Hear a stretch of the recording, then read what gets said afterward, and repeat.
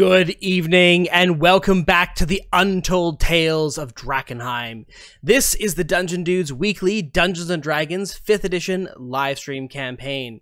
My name is Monty Martin, running the game as Dungeon Master, and I'm joined tonight by two of my very good friends and a very special guest, author Matt Ruff, who has joined us to continue his adventures as Mr. Big yes. As we delve back under the Chapel of St. Brenna and continue our adventures.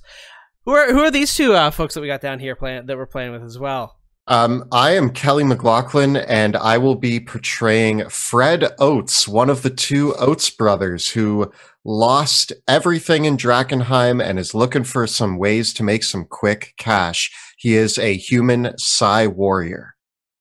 And his brother, Ted Oates, played by Joe O'Gorman, also looking to stake claim to some lost fortune in DRAKKENHEIM to reestablish his family's name. And Matt, can you just give our viewers a quick rundown on who you are and where they can find your amazing work? Sure. Matt Ruff. I am the author of 7 novels, including Fool on the Hill, most recently 88 Names, and probably best known Lovecraft Country, which was recently made into an HBO series. So, and yeah, I'm having a blast doing this. So thank you very much for having me. Awesome. Yeah, it's been, you said it's been over 30 years since you got to play some D&D. How's it been for you so far? Well, for one thing, I'm just glad the game has gotten a lot simpler than back in the old days. And, but I'm having a blast, and you guys, this is just it's neat to be playing with real people again rather than computers. So yeah.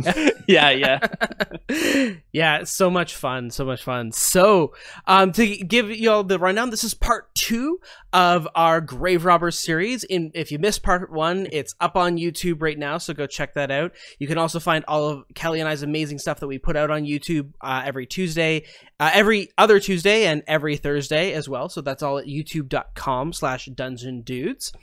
And a very special announcement that this is the last of the Untold Tales of DRAKKENHEIM. We will be taking next week off, and Jill will be joining us once again as we continue with the second season of the DRAKKENHEIM saga, Shadows of DRAKKENHEIM. So be sure to join us again very soon, because not next Tuesday, but the Tuesday afterwards, we're going to be right back into the original DRAKKENHEIM campaign. So that will, the continuation of the original DRAKKENHEIM campaign, Shadows of DRAKKENHEIM. So that'll be airing back again on April 13th. Be sure to join us, and then that'll be up on YouTube as well. These Untold Tales have been such an amazing journey for Kelly and I to expand the world of DRAKKENHEIM, because we are hard at work on the DRAKKENHEIM book, which will be coming to Kickstarter this June. If you're curious about what's going to be happening in that project, head on over to DRAKKENHEIM.com and make sure that you sign up for our mailing list and continue following our socials and all that for news on how you can be running your very own DRAKKENHEIM campaign very soon in the future.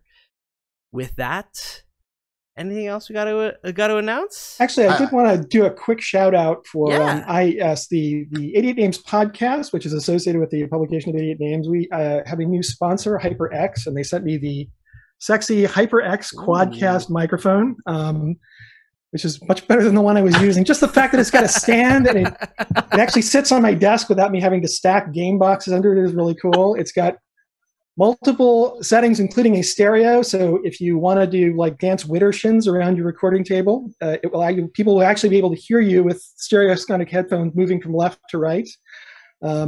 It's got this cool little shock mount, so if you need to isolate it on an arm, or if you've got a mechanical rat familiar, it can dangle from that without messing with your pet.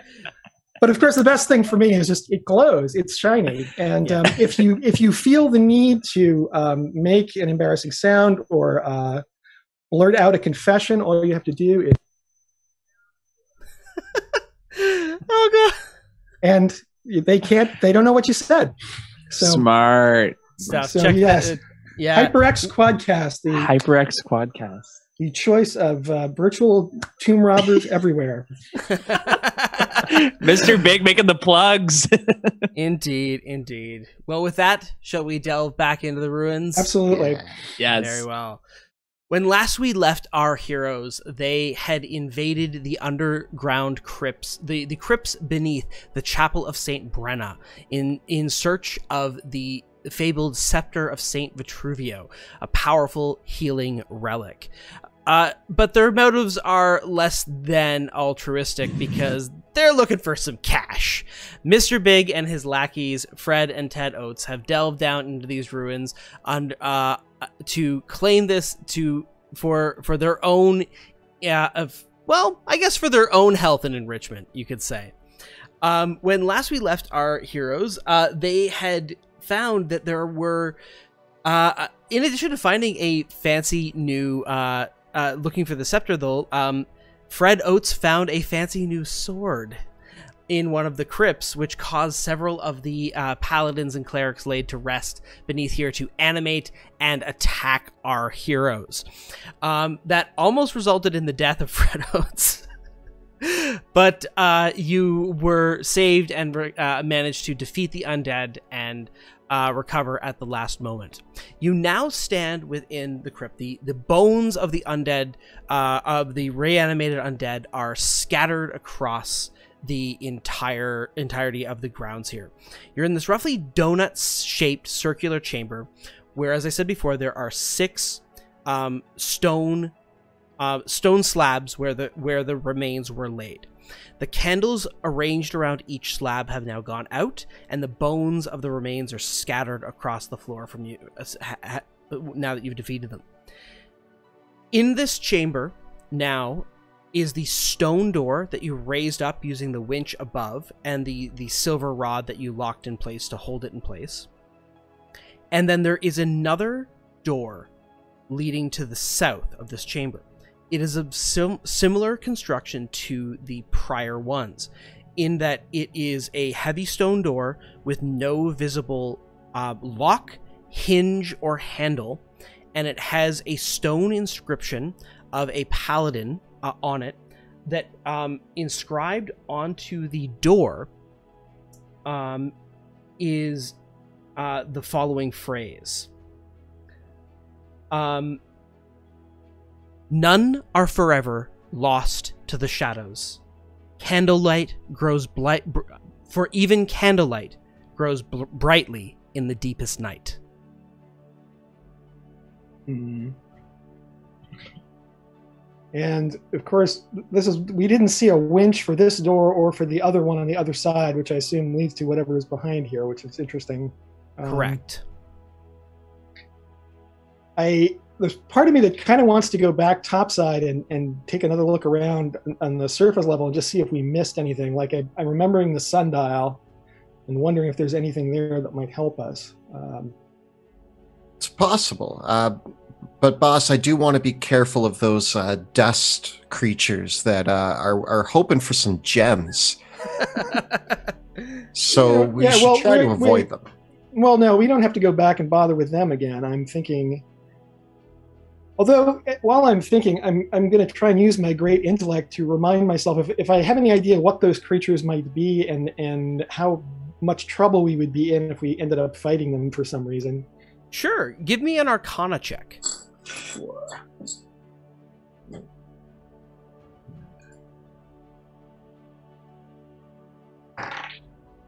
7. 7. The only thing that you can recall is that those creatures appear to be minor elementals. So they are, the origin of such creatures is elemental in nature, comprising of the elements of fire, earth, water, and wind. So they seem to be some sort of composite of multiple elements. This would mean that they are neither celestial nor fiendish in nature, nor undead, but rather some sort of magical interloper. Do I have any idea whether normal weapons would even affect them, or is it going to be, we'll have to find out. It's possible, but with your check results, yeah, I don't know. Okay. Your check result is only enough to recognize their type of creature, like their general broad classification, rather than any specifics about what their abilities might be. Before we go, my fault.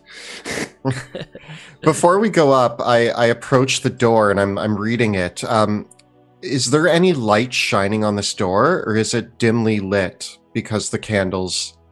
Currently, the candles are out, so the only light that is in this chamber is the light that you have brought within it. The campfire, the makeshift campfire we made. I'm gonna light a torch and hold it up to the door and like shed some light on it to see if anything happens. You illuminate the door. You can see that it is very dusty. It is but looking it over, give me a perception check. I got a 4. Yeah. Not quite enough, but let me take a look. Sure. Boss, this door seems pretty dusty. Do you want to come take a look at it? They need a cleanup crew down here, I think. 12. Can you give me an investigation check instead, Mr. Big? Sure. Yeah.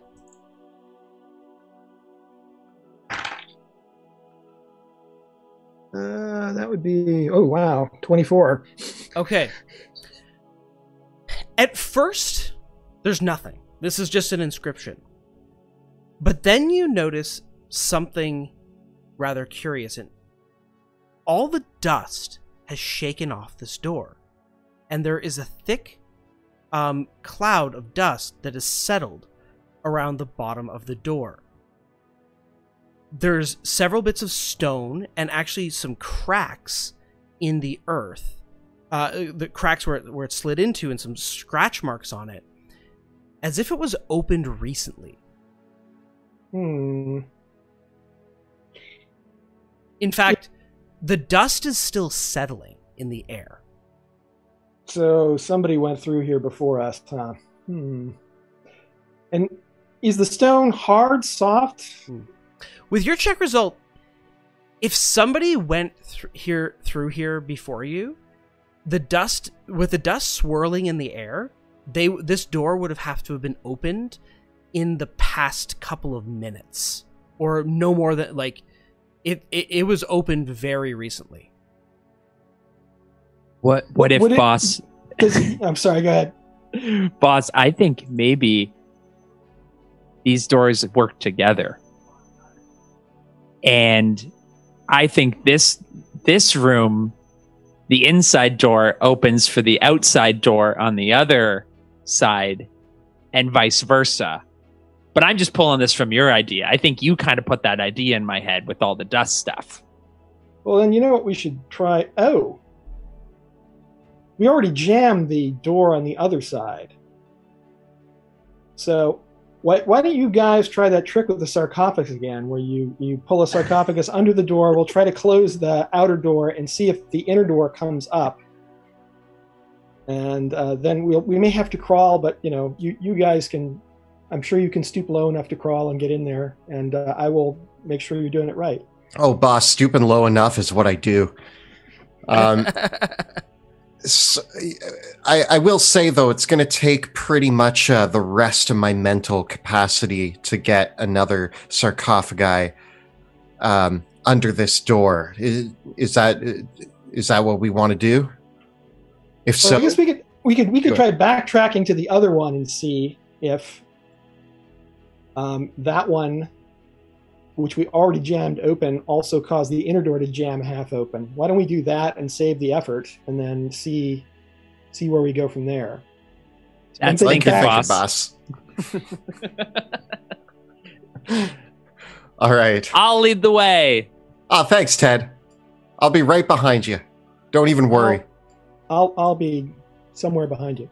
Okay, so the group of you head back up the stairs, leaving the winch intact in place, like you're not changing it? Yeah. Okay, so that would mean that you would actually come back up the stairs and go back through the other winch room, correct? Mm-hmm. Yeah. And thus, you would come down the stairs on the other side over here. Yes. Right? Yeah. And so the candles are still out here as well, but the bones have all returned to their places. As you move through this room, you can see, and you come back around the corner, you can see that the stone door has been stopped by the sarcophagi that the mummy sarcophagi that you moved here. It's already caused the slab to crack a little bit underneath it, but it's holding steady, and there is an opening that you could crawl through to get into the other side. Well, Ted, since you're the smallest one here, not including boss, but boss is boss, I'm going to say that you got to be the one to slip through, and I'm really sorry. If anything happens, I'm going to use my new magical powers to save you. Crawling through tight squeezes was not something I'm great at, but I'm willing to try because I can be great. If you believe in me, Fred. I've always believed in you, Ted. That's all I need. Okay. Who's going to go through first? Old Ted. Ted's going to try not to chop himself in half by this giant slab door. I'm ready to push your behind, Ted, if it comes to it. Okay. So wait, Fred and Ted are going to go through first. Wait, isn't there a familiar? Can't we put a familiar through to check it out? It's too late, Ted. Open? Yeah. You're like halfway through. Wait a minute. Actually, yeah. So I get pushed through into this wedged doorway. Can I make it? Give me an acrobatics check. Cock die. 11. With some effort, you squeeze through. Stop eating so much, Ted, as I shove you through. Well, remember, we've got the highly flammable oil if we need to grease him. Right. We forgot to grease me. Right. I've totally forgot about that. Slipped my mind, Ted. Thanks, boss. So now I'm alone in the chamber where the last thing attacked me and tried to devour my eyes. Yeah, its corpse is there on the ground. I keep my distance as I try to get a peek at the door. I want to first check if it's open. The corpse is right there in that square. Okay, I gotta go around this way. Okay, as you come around this way, the door is open. Boss, the door's open. I think you were right. I'm going to still stay out here. I'm going to send Walt the rat in to just sort of peek around and take a look through the open door. Sure, I will grab Walt for us. And I'm going to try to climb through after Walt goes through. Give me an acrobatics check.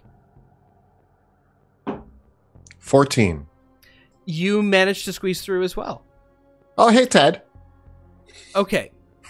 Looking through the door reveals a circular that's conceal.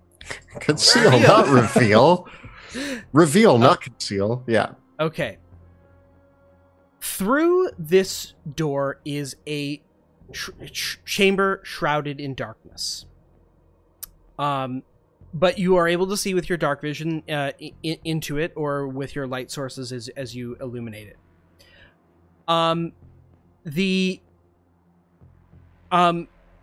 Within is a reliquary. It is a circular chamber with a large pyre of petrified wood set up in a stone basin in the center of the room.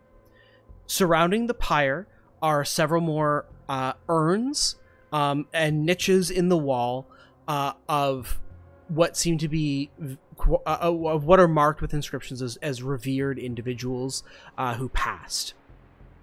There is one alcove here that has a statue of Saint Vitruvio. He is standing with his shield against him, his sword sheathed, and his helm on his head, and he is holding his arms up in front of his shoulders, and resting between both of his hands, holding them up, is the scepter of Saint Vitruvio. It is a silver scepter with a bulbous head, that has several ambers and rubies and diamonds that are embedded upon it. There are several In the rest of the room, there are several inscriptions laid upon the walls as well. Well, I'm going to come in under the door as well. Do I need to do an acrobatics check, or am I just small No, enough? you're small enough that you can go right through. The brain Good job, catch boss. a little bit, but yeah. So Wow, so stealthy. So let's all wander in, and so this is Mr. a Big, I got pyre your back. waiting to be lit. It is an unlit pyre. Yes. Oh, hey, I have a torch. Yeah. The candles as well before the statue are also unlit. But, I mean, our prize is right there, it looks like. Yeah, the scepter is right upon the statue. Yeah. Boss, you gonna grab it, or do you want one of us to? I think one of you should give that a try. I don't want to, steal a moment of glory here. Thanks, boss. What was the other inscription, boss? What was the other inscription? There was something about light, internal. But what was the other one on the other door? Maybe there's like a secret to taking this scepter. Well, I mean, it's sitting right there. The door, you did read the door before. The door that you opened up, that you just walked through, that you can't see the inscription on, you did see it. It read, it said, "Compassion and temperance sustain the light. Greed and hatred bring darkness." Ted, would you say that any of us are greedy people? I think what we should do is pour some of that oil on the pyre just in case. Don't ignite it yet. And then, if something were to happen when Ted and Fred try to get the scepter for us, I will stand ready to firebolt and light the pyre just in case. All right. I'm gonna pour some of the oil over Same. the... I would like the other side so we get it a good coating. Oil fight! I throw some oil at Ted. Well played. So I have oil on me now? Yeah, you are. We're too late on the lubrication. We're already through that part. I'm just trying to make it fun, Ted. I squirt it back at you. Oh, no! All right. All over my good you shirt. rascal. All right. So I guess, baby infant brother Ted, do you want me to grab the staff in case something bad happens? I take a big step back, like an overly lunge back towards the wall, like towards this other door. Yeah. Okay. Your turn. All right. I come up. Boss, should I say a prayer or something? Does that help? Whatever you feel comfortable with. I'm a very religious person. I, of course, pray all the time, but I don't want to get on your conscience. You do what you feel. Oh, Thank you for this rod that we are about to receive. I yell into the depths of the dungeon. Thanks, Ted. That was great. And I grab the staff. As you place your hands upon the staff, it feels like it weighs... Have you ever had the experience of trying to pick up a barbell that is absolutely too heavy for you? No. Yes. every barbell. It has some purchase to it. It feels like it would move in the hands, but it weighs it must weigh hundreds of pounds. Let me finish. Okay. As you listen, and in that moment, as you pull at it, you hear a voice resound in your head. Darkness leaves a heavy burden upon the heart. The light brings freedom from the weight of sin. If you would take up my scepter, it is not enough to merely bear the light. You must illuminate yourself. Am I the only one who heard that? Yes. Okay, before I go any further, I have another question. Do we have health potions? We've been over this. Pick up the scepter. I'm What's holding me up? I'm at 10 hit points. I'm still bleeding and wounded, and I'm about to pick this thing up, and anybody got a health potion that I can maybe take a sip of? I think you have some more on you. You have I think we all have 3, right? Yeah, correct. Okay, cool. Then I'm gonna drink 2 of those. I just double fist some health potions. I'm like, all right, so I bet you're glad you doused yourself in oil now. yes. So, boss, the voice is saying that I myself need to be illuminated, and I think I have an idea. Ted, this might light you be on fire. Yes. Knew it. Same page. But and Ted. Small. If we light me on fire, I'm probably going to die. Obviously, as the smart one in the group, the answer is that we light just like my boot on fire. And nothing bad will happen. Can I make just a suggestion? I know you're really anxious to set yourself on fire, but why don't we try lighting the candles and the central pyre first? And if at that point nothing changes, we can still set you on fire too, and we'll have easy means to do that. This is why you're the boss. This boss is why always you're the looking boss. out for us. Ted, what is it you're always saying about? He just stopped you from getting set on fire, and I put away my my magic. Like I douse the flames that are in my hands. I mean, I'm not saying it's not going to happen. I'm just saying. Well, I mean, I'd rather yet. not get set on fire if I don't have to. The voice just said to be illuminated, and that was my first thought. But you're right, boss. Let's do this. And I'm going to hold my torch up to the pyre. I still take a step back because I'm a little bit flammable right now. Yeah. You're covered in oil, and you go to light this pyre that you just sprayed with oil as well. Give me a dexterity saving throw. Ah, man, I love being a henchman. I get an 18. So this pyre lights up really fast with the oil that you just lit it up with. Whoa! And you kind of jump backwards and feel just like this singeing licks of flame on your eyebrows. It is illuminated, and the room is fully lit at this stage. I take a finger and I place it on the scepter. The weight of the scepter does not seem to have changed. You hear the rhyme again. Darkness leaves a heavy burden on the heart. The light brings freedom from the weight of sin. If you would take up my scepter, it is not enough to merely bear the light. You must illuminate yourself. Let's try the candles first, and then you. Okay. Just in case. Are the candles here unlit? The candles are unlit. I light them. Okay. You light the candles, and when you light the candles up, there is this pause in the air for a moment, but nothing happens. If I touch the staff again, is it the same situation? Yes. Well, boss, we're running out of options, and I'm getting nervous. I fully support you. I feel like this is your moment.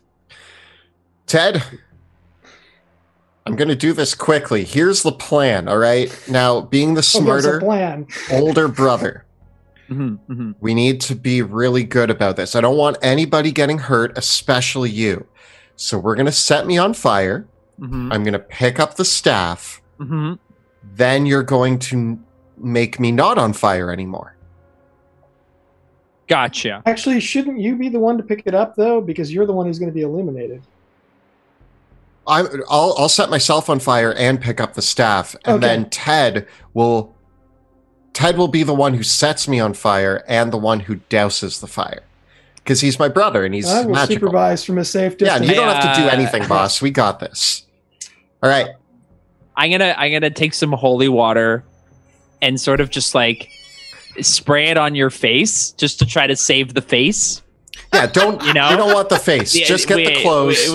Just give it like a nice little dousing, like just to kind of prevent some of the spread. You're like, we're getting me oiled up and like holy watered up, and I'm like, okay, Ted, listen, I'm wearing a coat and I'm wearing armor under the coat. don't put oil on the armor, put it on the coat. That way, once I get the staff, I'll rip the coat off, throw it on the ground, and we can stomp on it together. Yeah, I'm probably not going to use a lot more oil. I don't think it's necessary. You're pretty oiled up as it is. I think you're pretty combustible, Fred, right now. And I'm going to start at your cape, your coat. Yeah, like the tails of your coat. That's what I'm going to start with. All right. I'm going to start a small fire on the tails of his coat. This has got to work, right? There's nothing else that rhyme could mean, right? We're all in agreement on that. As the brains of the operation, other than boss, this sounds correct. Absolutely. I don't think it has no other interpretation. Ted, what was it you're always saying every day about fire? Stay away from it. All right, let's go. And fire, safety first, fun a distant second. This isn't for fun. This is for gold. So this is a close middle of the two. All right. And I proceed to light Fred's coat on fire. Okay. I'm going to have you guys roll for initiative. Oh, man. Calmly. I calmly do it as like I've done this a million times. Yeah, we're not scared. I got a 3 for initiative. 11. Okay. 6. Okay. Okay. So, Ted, you are lit on fire. Fred, Ted, you light Fred on fire. So Fred, lit on. You've started a small fire. So Fred, at the start of each of your turns now, you're going to take 1d4 fire damage. Amazing. Okay. So this turn you're going to take 4 fire damage. What do you want to do? I'm going to grab the staff. I yell out, "I am illuminated!" and I grab the staff. It lifts up from the statue. Boss, I got it, and I'm on fire. What do I do? What? Yeah, I think we should now step back and try to put you out before you're no longer used for carrying things. Run out the door, Fred. Ah! And I start running towards the door. Okay. Which way are you gonna go? I go out this way. Okay. Ted, it's your turn. I run after him. Ted, put me out as I run away from you. Wait, Ted, you're going the wrong way. sorry, guys. Oh man, I'm messing it up. I did something to my roll 20. Hold on. I think you want to go this way, bud. Yeah. I did something to it. Hold on, I reset it. But I want to chase after him with my movement, and then I want to. Can I prestidigitate him to put the fire out? Yeah. At this stage, yes. Okay, yeah, so sure. I'm gonna try to prestidigitate the fire out. Okay, the moment the fire goes out, Fred, your arm drops like a rock with a whomp, and the scepter hits the ground. Can I try to lift it at all, or is that not possible? You can. It weighs 1,000 pounds. Yeah, I got that. You could lift 1,000 pounds? I mean, I've never tried, but I'm sure I could. I'm pretty strong. Can I? Did anything else change in the room? No, nothing changed. I'm going to go back and just take a quick peek at the statue. Do I notice anything else about it that might be useful at this point? Make an investigation check. Yeah, let me do that. 20. It was hard to see this at first, with the room so brightly lit, but but the statue is emitting light itself now. It's emitting its own light without burning.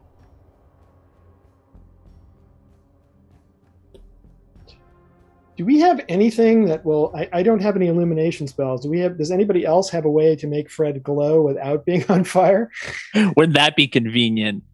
A glow without fire. Ted, you got magical powers. Don't you have like a bunch of voices in your mind that tell you to illuminate things? Isn't that what you told me the other day? I could try... The other day you were sleeping and you said, "Oh, I gotta illuminate Fred," and I said, "That might come in handy someday." That was a fever dream. Yeah, I was sleepwalking and sleep talking.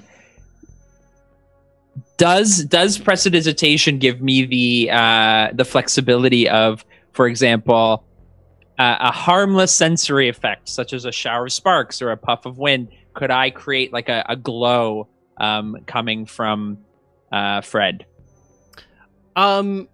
I believe that is what. Well, the prestidigitation spell can start small fires. It actually cannot create a glow on its own, unless I'm mistaken. I believe you need something like the light spell for that. Yeah, or something like I don't have minor illusion or light. I have. Can disguise self make me glow? Can I turn into a? It can change your appearance, but I would say that it can't. I wouldn't. I'm not. No, I would say no for that one. That's fair. I'm just grasping at straws from what I got available. Is the substance the statue made of? Is there anything else on the statue that's removable? No. The other parts of the statue, the sword, are physically part of the carving. Well, what if you were just holding a torch? Did we try that yet? You just holding a torch with one hand and trying to pick it up with the other? I am holding a torch with one hand. Yeah, he has been. You may remember the rhyme. It is not enough to bear the light. Okay, Yeah. okay. Do you have your armor? Is it going back? Is it flammable or inflammable? Where did we land on that? I'm wearing metal armor. I'm sure if we covered it in oil, it would burn for a little bit, but my coat is the burnable object here. I can buy a new coat with the money we make from selling this staff. But a more important question: how are we going to sell the staff? Do I need to walk into a shop on fire and hand it to them? Do I need to stay on fire until we make money off of this? Because I got to tell you, boss, I don't like the sounds of being on fire for more than, I would say, 4 hours, probably my limit. I don't want to go any more than that. Otherwise, that's his line, boss. That's his line. That's my line. Not doing more than that. Sorry, boss. I'm a good employee. Not doing more than 4 hours for you on fire. No, I'm happy to handle the negotiation. You don't even necessarily have to come to the store. Once we get out of here, I can take it and then bring back your share. So that won't be a problem. But yeah, I can see where me being on fire with one of my fences are probably going to be nervous about that as well. So it's true that we need to figure out a way to move this thing without me being on fire for sure. Let's take a closer look at the staff and see if there is anything, like you say it's got gems set into it. I guess part of the question is does it look like disassembling the staff might be worth doing, or is it going to be more valuable in one piece? As a magical artifact, okay. Disassembling the staff would require powerful magic. Not that I don't know people like that, but yeah. I mean, you are people like that, aren't you, boss? Does the staff have any inscription on it that would tell us how maybe to use it, or? The staff use it. Spending time with the staff and examining it allows you to attune to its powers and learn to use them. Unfortunately for the three of you, you must be a druid, paladin, bard, or cleric in order to activate the powers of the staff. The fire didn't hurt that much. If you guys want to set me back on fire, I will just run with this staff and get out of the temple, and we'll see what happens then. Other than staying here where we're literally standing around a mummy that came back to life just like 10 minutes ago. Speaking of which, you can all roll a d6. Uh-oh. Yeah, I had a feeling. I got a 3. 3. I got a 3. Okay. You hear some clattering coming from down the hall. Gee, I wonder if the skeletons woke up again. Are you wearing a helmet, Fred? Oh no, my hair is too beautiful for that. Do you have metal gloves? Do I? No. I'm wearing a breastplate, and that's all. Just thinking of other things we could light on fire that would minimize the damage to you. What if?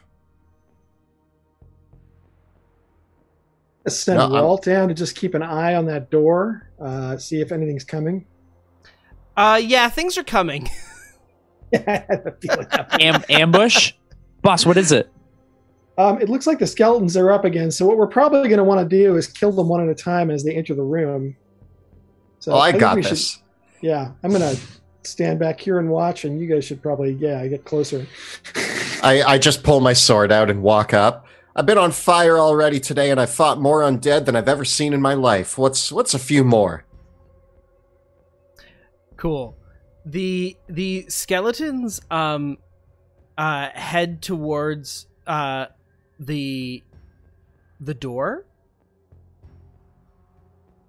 and you can see that they've come towards it, but they don't move forward beyond that. It walks right up to the door, but it doesn't try to walk through. It just sort of stands there as if it's waiting for something. Let me crouch down and shoot a firebolt under the door. Nice. Try to fish them out.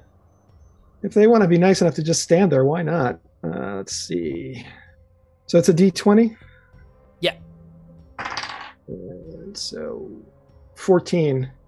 It's a hit. Give me the damage. 6. It seems that having been recently destroyed already, it collapses easily just from that blow alone.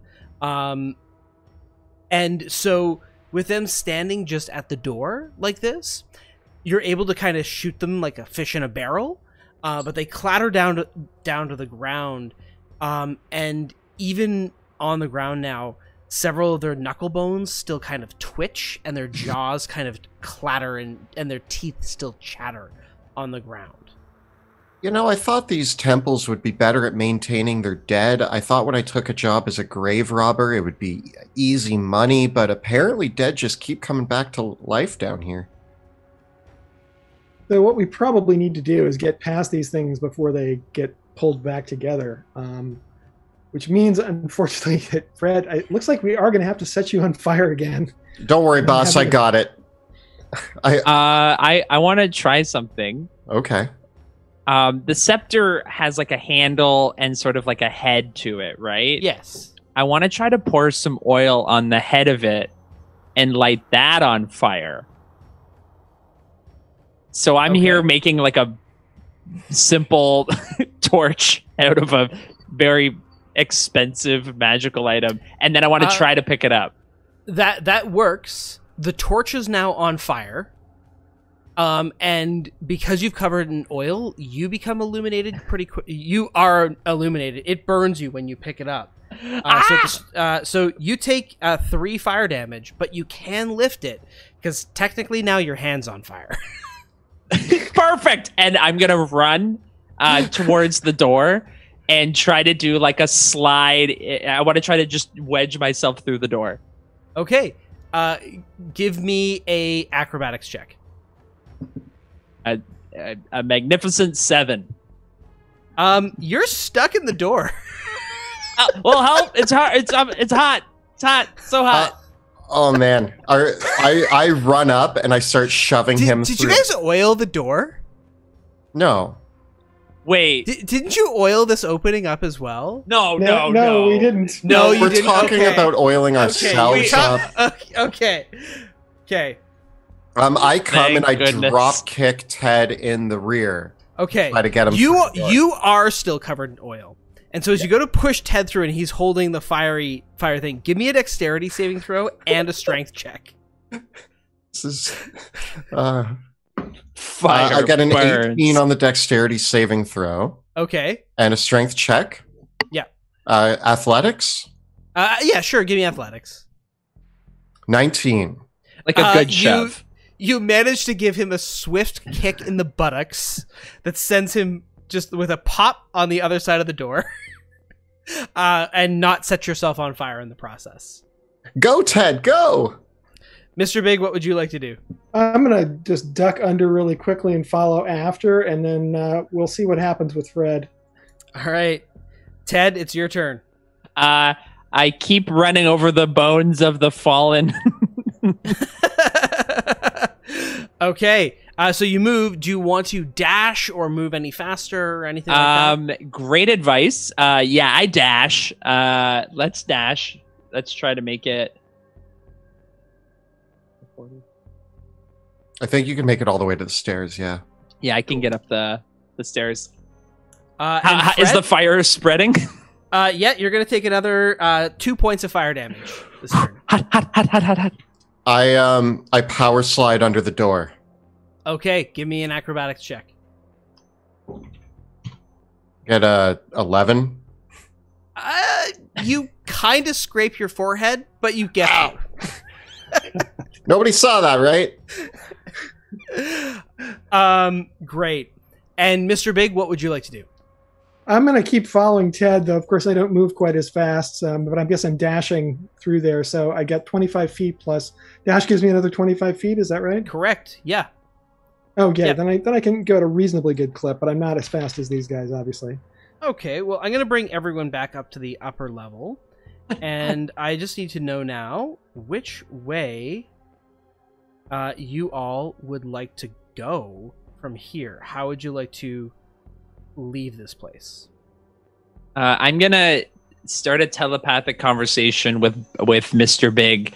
Boss, I don't know if this is if this makes the most sense. We might get this out of here, but maybe there is a gauntlet somewhere in here that lets you just walk around with this staff. I don't know if we should leave or keep looking, but this is hot. I don't know what to do. I'm just panic running. Let's get up to the crematory, at least get out of here, and then we can figure out, like, that's the way we went, right? That was the way we came down, was Yep. through here? Yep. Yeah, well, he'll burn a little more. It's fine. Okay. It's for a good cause. As you run forward up to the crematory garden, I'm going to have all of you make me a perception check.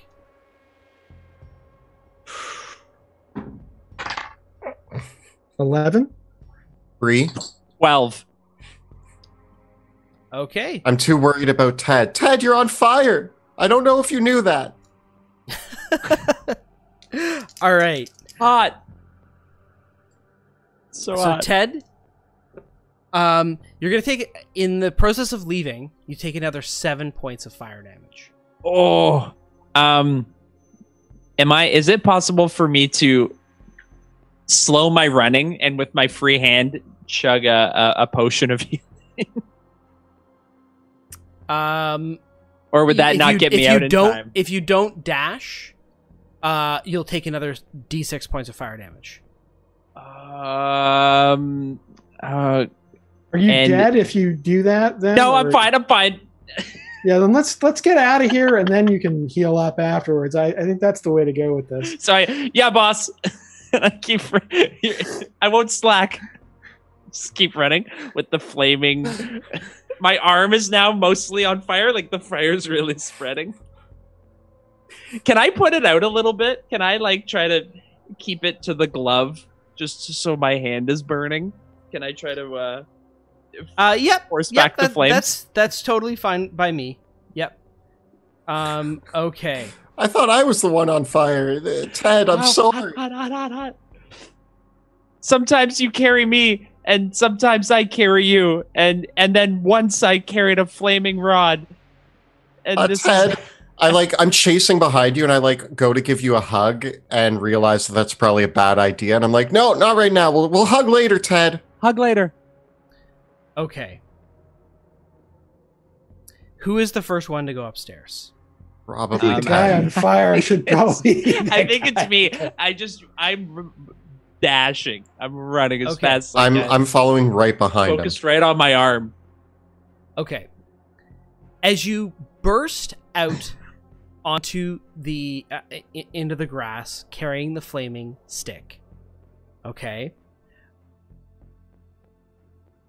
The shutter opens up, and as you push the shutter open, there is a man wearing leather armor and a bandit's mask over his face that just slightly conceals the look of surprise because literally as you push the door open, he was going to open the door.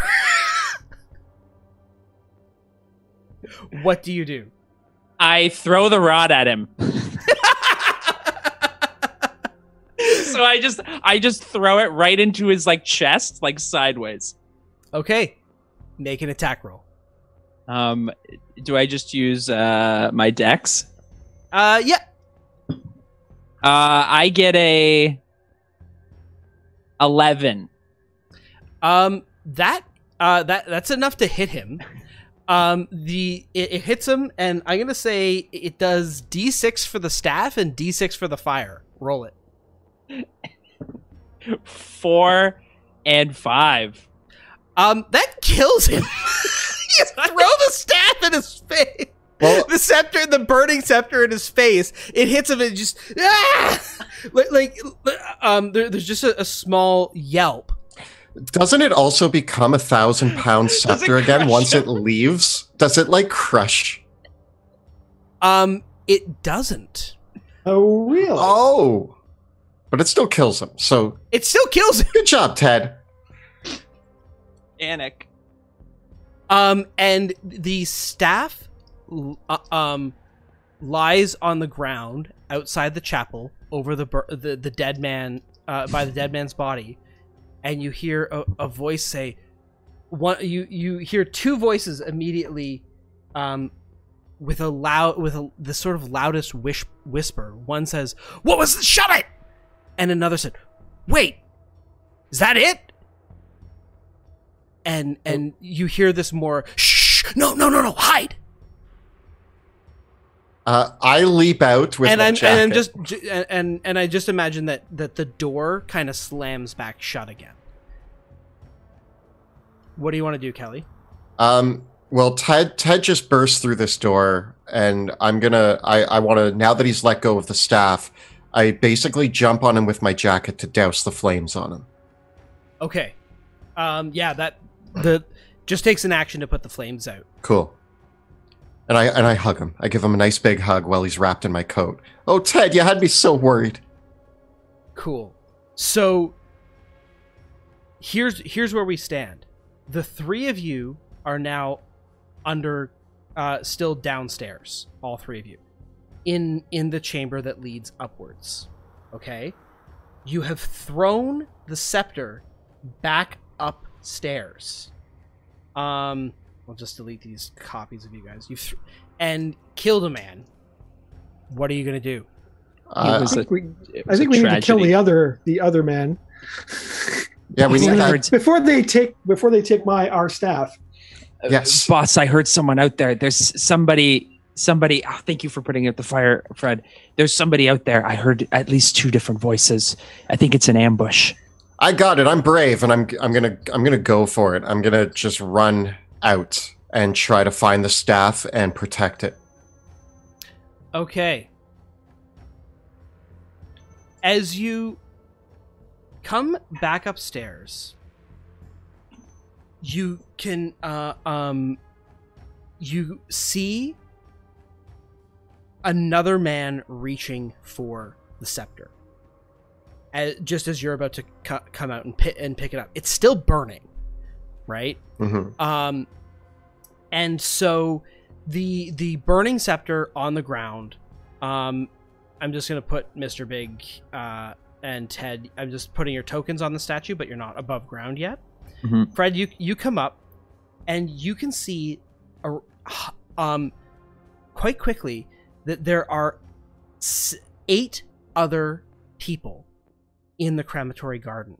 Most of them are wearing leather armor and carrying crossbows and knives or short swords, and many of them are garbed in either some sort of face mask, and the man standing above you that's about to pick up the flaming staff of the flaming scepter. You hear him mutter, "More fire," and you can see that this man looks like a charred piece of brisket. Worth. As I come up, I pull my sword out, and am I near the scepter as well? Yes. So I try to stand over the scepter, and I look around at all these people, and I'm like, I'm gonna incite the grave robbers code. One of them says, "Shut up."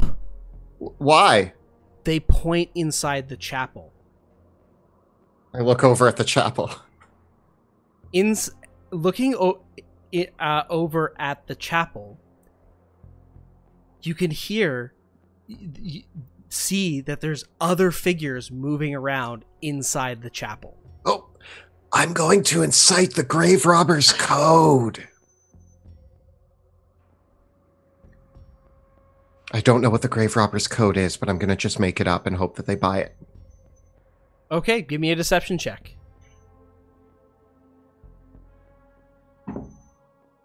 I got a 6. And says, "There's no such thing as the grave robbers code.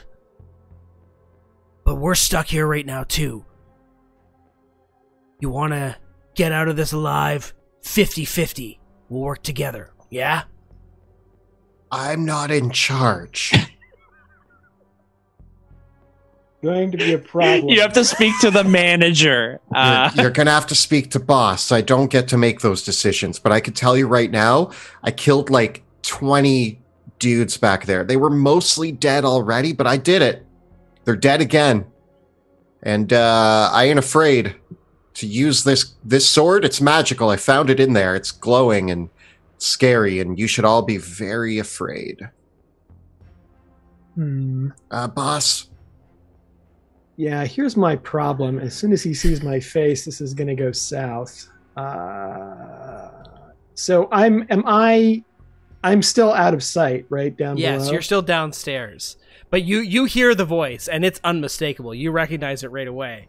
It's a little bit more charred than you remember it, but it's a recognizable voice. I don't know who this guy is, so I'm just like, boss, you should come out here. Boss, we got some deal. Boss, you can happening. talk to me in your brain too. He can hear what if you want to tell me what to do. Well, I think what we need to do is get the staff back underground and close that door behind us, and maybe find a way to get those guys in the chapel over here to fight with these guys and stay out of the way while they kill each other. I think that's our best bet. If I have to show my face, I think things are going to get very bad very quickly. So we need to find a way. What is the physical situation with the staff? Is there any way that we can get it back underground? It's burning on the ground. No one's picked it up yet. I am going to use my final psionic power to move the staff back down the stairs. I'm just going to mentally slide it across the ground and down the stairs. Cool. It slides down the stairs. The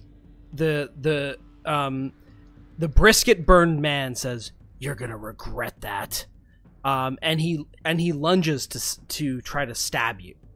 What are you gonna move, or are you gonna stay up?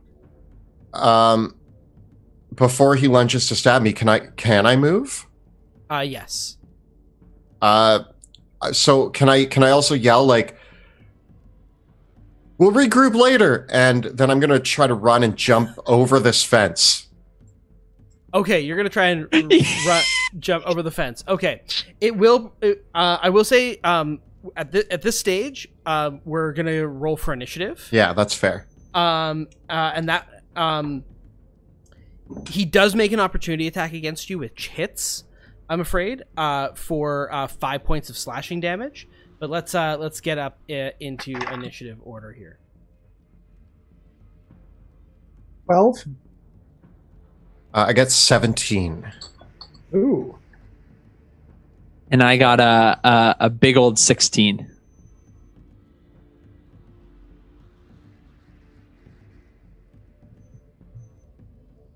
This is... Brother! Ted, take the staff. Finish the job. Where are you going, Fred? I won't do it alone. I'll meet you back home.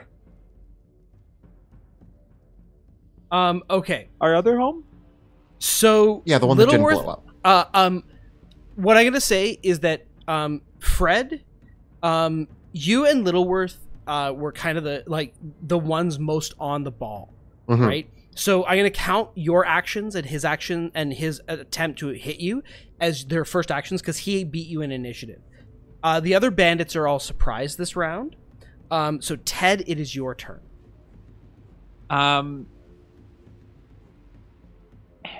But I haven't seen any of these bandits, right? You saw one of them, the one that you killed. Oh yeah, him. Bandit number 1. I'll always remember him. And I can hear this other voice, right? You've heard them. You've heard the talking up above. Yeah. I've got a sleep spell if we can get them to all gather near the entrance there. In fact, I've got 2 sleep spells if you can get them all to gather by the entrance there. And the door's open, and Fred has just run off. Yes. What if we get you to pull the door shut? And is there a way to hold it closed that would sort of encourage them to bring more guys over to try and lever it back open? Because then what we can do? Yeah. Let's do that. So boss says that in my brain. I grab the doors and I close them. Okay. From inside the chapel, which you guys can't see, you hear some movement. There's other voices and shouting, and you just hear someone saying, "There's others outside by the flame." And so there's a bit of a scramble that's starting to happen. Mr. Big, what do you want to ready an action to cast sleep, it sounds like. Yes, basically. Okay. I want to be right by if they manage to get the door open, I want to blast sleep on anybody close enough. Okay.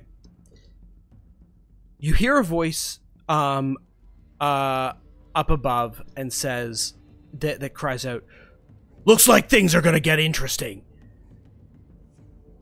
But our friend here's done our work for us. Get the scepter. Let's get out of here quick. Come over here and help me." And so up top, several of the and you hear the other voice say, "You 4, hold them off." And so you hear this flurry of crossbow bolts and the plinking of glass of there's several guys up that kind of poke their heads up over the walls. Fred, you can kind of see this. They start shooting at whoever's inside the chapel to kind of lay down covering fire. Well, several of the others come over and the 3 of them all together go, "Heave!" And they all try to pull the door open, which you're not trying to hold in place. So roll up that sleep spell. Okay. So I thought he was trying to hold it in place. No, I was flimsily, I closed it, but I mean, what am I going to do against 4 guys? It probably just burst open. So it's 5d8 of basically. Correct. Yeah. So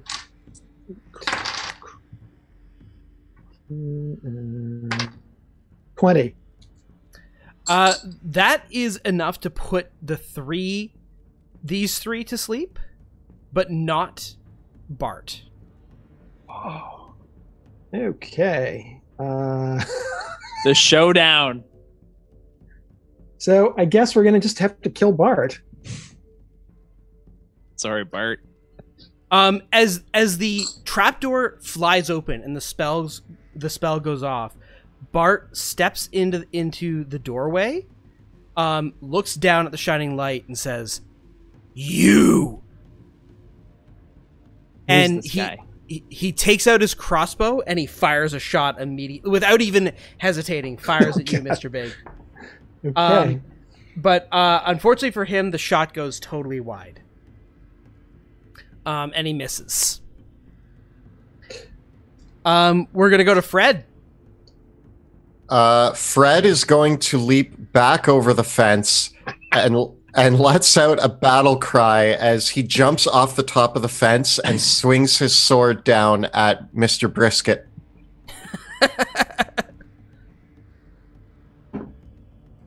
Amazing. Getting a 17 to hit. Mr. Brisket sees you coming around the corner, spins around, pulls out a knife from his side, and just takes the pommel of the blade and parries your blade and smashes it against your hands to parry the attack. I did not see that coming. Okay.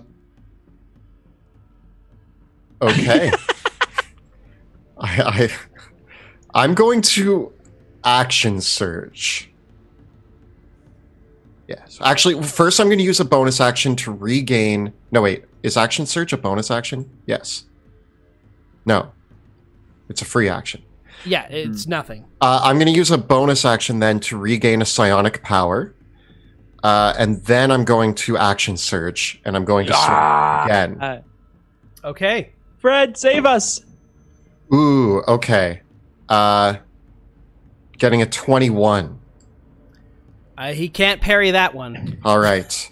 I'm going to use my last psionic power, and I yell, Psychic Strike!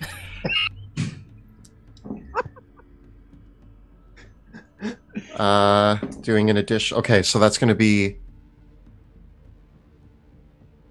23 regular damage and 4 psychic damage. Ooh. He survives that blow. And just ruffles it, and he says, "Your friend down there burned away all my pain nerves." I'm scared. Who is this guy, boss? I'm going to take an opportunity attack, and I'm going to run back downstairs to, like, guard my friends. He actually can't take that opportunity attack because he used his reaction to parry. Right.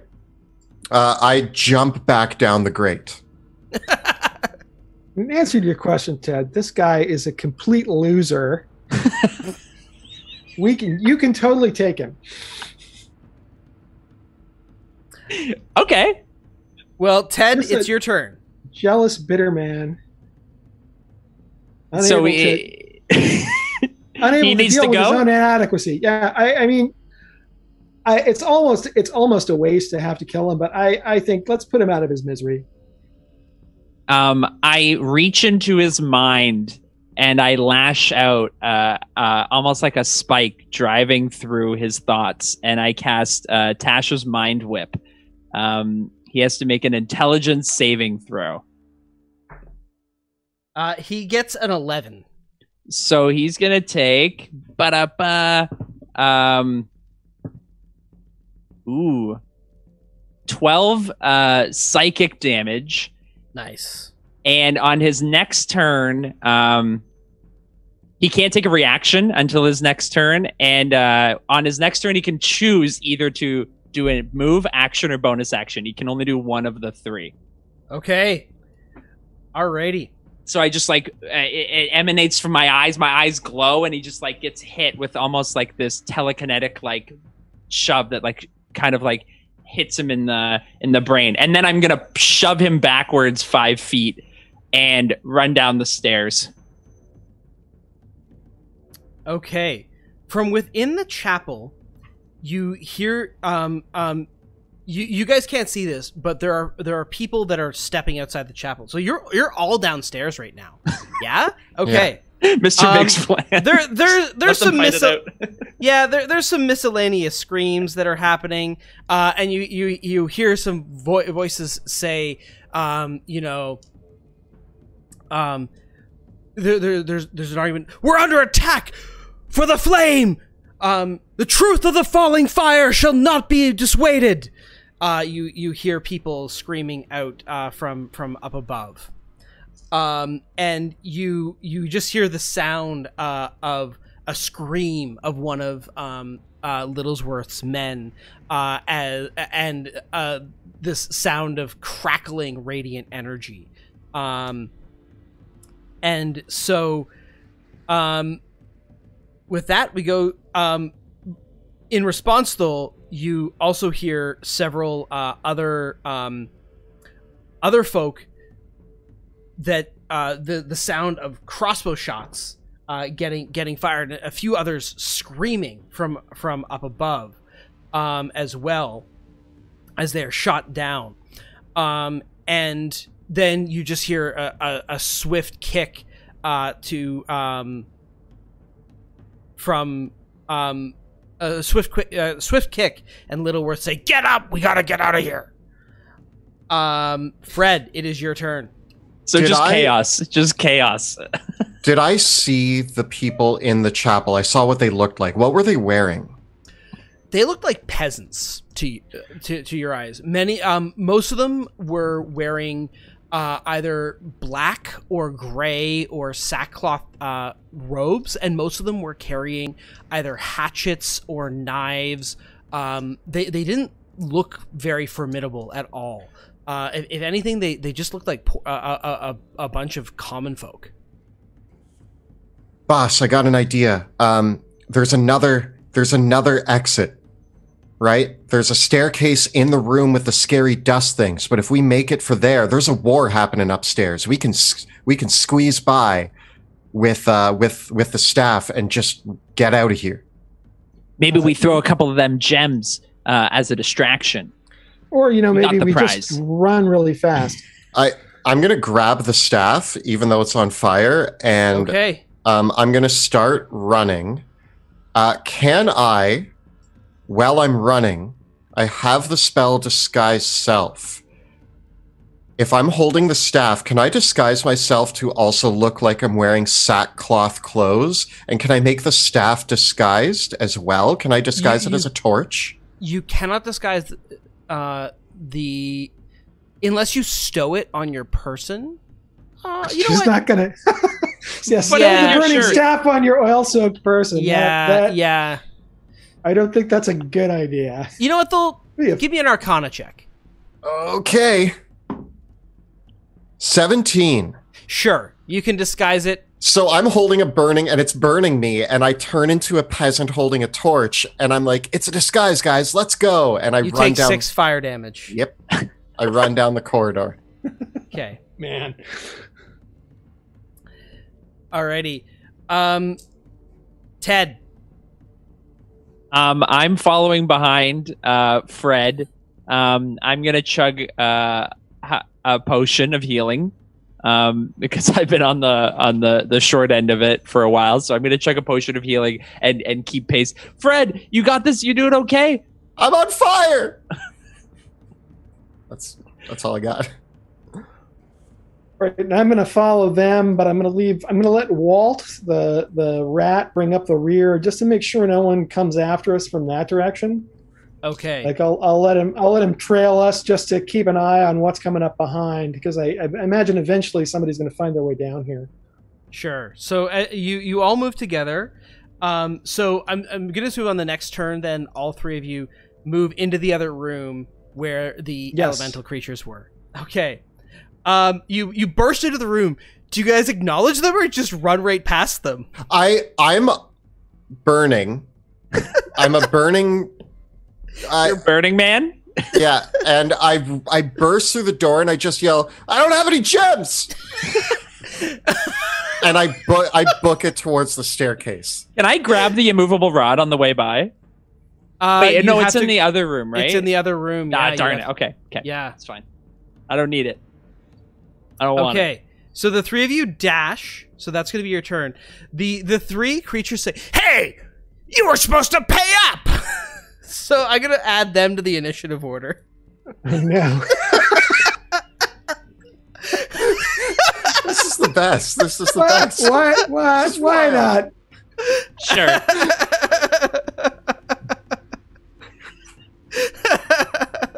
This is the messiest. I love this. I love this. Can I use my bonus action to try to shove one of the creatures away? Just the closest one. Just as we burst into the room and he yells, "We don't have any gems!" and I just push the closest one to us away, just to try to keep distance between us and the creatures. Okay. So the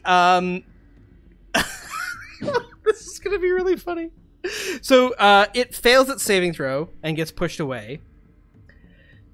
So okay. The first creature, it shuffles itself off, and it's covered in dust and ash. And it flies back up towards the three of you, and it releases a cloud of blinding dust on all three of you. You all need to make dexterity saving throws. Oh no. Oh no. Now, Fred, Yeah. you're carrying the lit torch. It is basically sandblasting you with this breath. If you want to, I'm going to give you a choice. You can either voluntarily fail your saving throw to shield the scepter from getting put out, or you can roll a d6, and on a 4, 5, or 6, the fire on the scepter is going to get put out.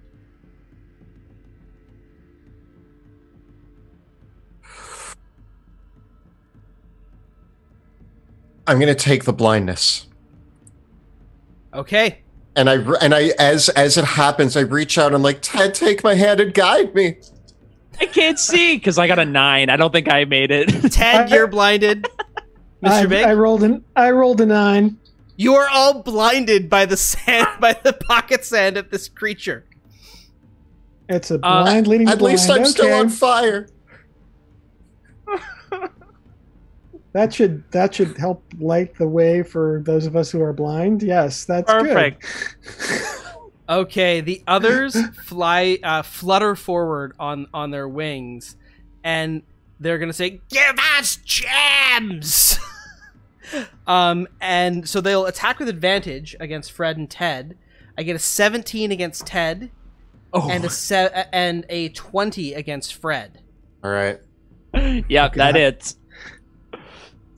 All right, with their claws, that is going to be 4 slashing damage for you there, Ted.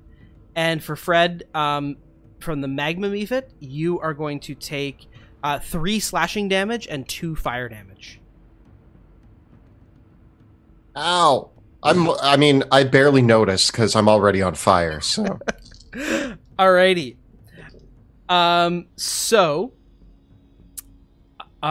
Okay. Fred, it's your turn. You're blinded. What are you going to do? I'm going to take an opportunity attack and break away and head in the direction that I think the stairs is in, putting my hand along the wall as I go. Okay. As you rush... Okay, so I'm going to make an opportunity attack against you. Yeah. I actually miss. Wow. Yes. That's a 2 and a 7 on the dice. You blindingly stumble towards the stairs. Give me an acrobatics check to just make sure you don't trip on the stairs. 17. You don't trip on the stairs. As you head up the stairs, there's a clatter. There's a portcullis gate at, just up the stairs. I walk straight into it.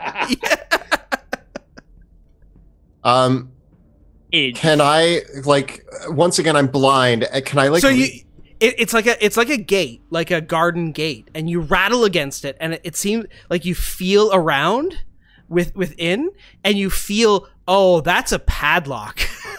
Oh, on the other side. Oh, this thing is it feels really rusty.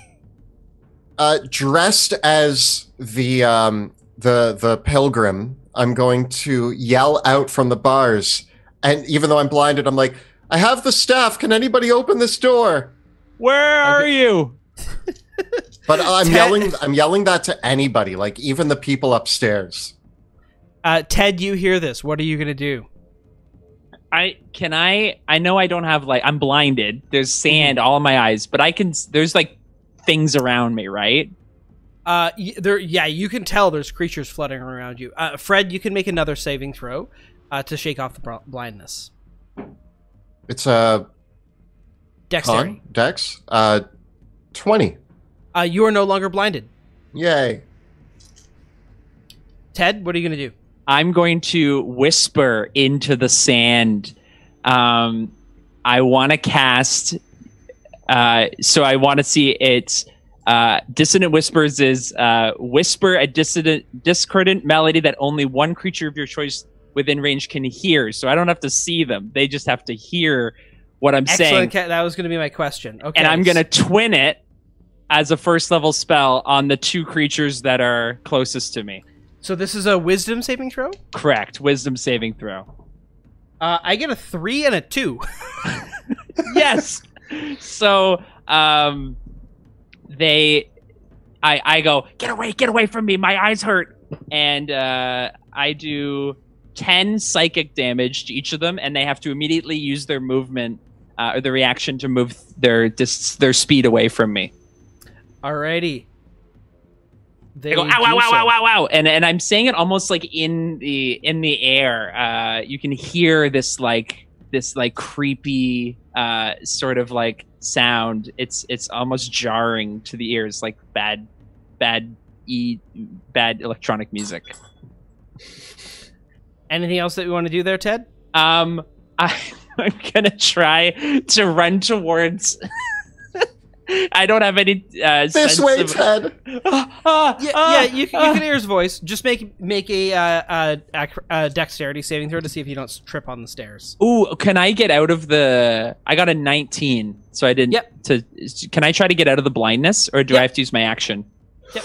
Oh, I get a 6. You are still blinded, Mr. Big. It's your turn. Okay, as I recall, there was a lot of like loose crap on the floor of this room when we were in here before. So what I'm thinking is I'm gonna pretend to stumble down. I'm gonna like try and grab some small pebbles off the ground and then act like I'm pulling them out of my pocket and then just, cry out, "Okay, fine, here are your gems," and throw these pebbles in what I think is the direction of the creatures. Okay, give me a deception check. Sure.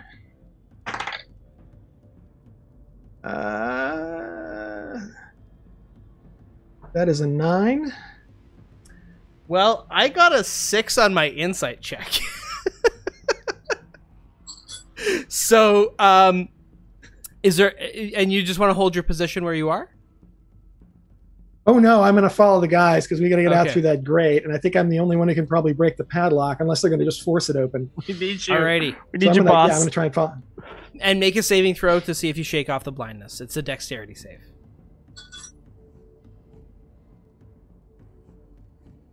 That would be 12. You are no longer blinded. I'm sorry, 14. So yeah, okay, yes. Good. The Mephits falling for the ruse, for a moment, they all flutter towards the area where you threw the stones, and they're like, "Gems!" And they look, and you just kind of look around your shoulder, and they immediately fly down, look at the stones, and you can almost see the gears turning in their heads very slowly as they realize that these are not gems. And they go, "Hey, you're trying to cheat us! We're gonna rip you apart!"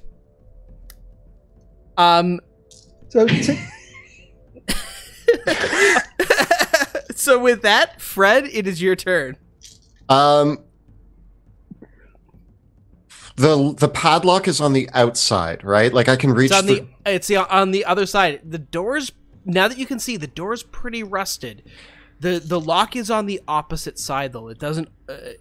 I'm gonna back up, and I'm just going to try to put all of my weight into slamming against the door. All right, give me a strength check. Can I use athletics? Sure. A 16. The door does not give way, and you take another 2 points of fire damage. I fall on my butt, and I'm just like, "Oh, this door is sturdier than it looks, Ted. Be careful." Ted, Who said that? What are you gonna do? I still can't see. I'm gonna try to run up the stairs. To try to go towards Fred. Can I run up the stairs? Yeah, and then you crash into the gate. Ted, look out! I'm trapped. And it's just mostly panic. I'm to try to calm my nerves. I collapse beside the gate, and I'm gonna drink another health potion. Okay, and make your saving throw. Oh, please. 15. You're no longer blinded. Mr. Big, it's your turn. Yeah. What are the odds that color spray will work against elementals? Do you have any thoughts on that? It could work, yeah. It could work. Right? It isn't really restricted by creature type, unless the spell description says that it is. So let me double check that then. Yeah. So let me try and color spray these things as they approach, because I gather they're headed our way next. Yeah. Yeah. You'll have to move back down a bit, but you can absolutely color spray them. Okay. So that is Nice. 6d10 worth of hit points, right? So let's correct. Find my.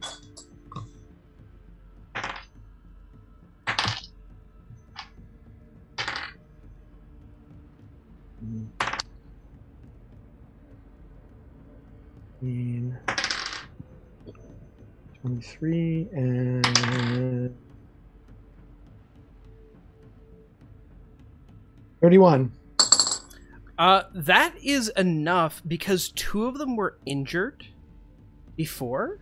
That is actually enough to blind the first 3 of them. Nice. Outright, yeah. Okay. Guys, you work on that door. Get the door open, Fred. I'm trying, Ted. Ah! I'm all out of spells. The Mephits, the ones that are blinded, they scream, "Ah!" And they flutter, they claw at their own eyes, trying to say, "Get it out, get it out, get it out." But the other one, this one here, it flutters towards you. That's made of ash and smoke, and it attacks you with its claws, Mr. Big, getting a 19 to hit. Oh, that's not good. And that one will end up being 6 points of slashing damage. Okay, so down to 15 hit points. No problem. Fred, it's your turn.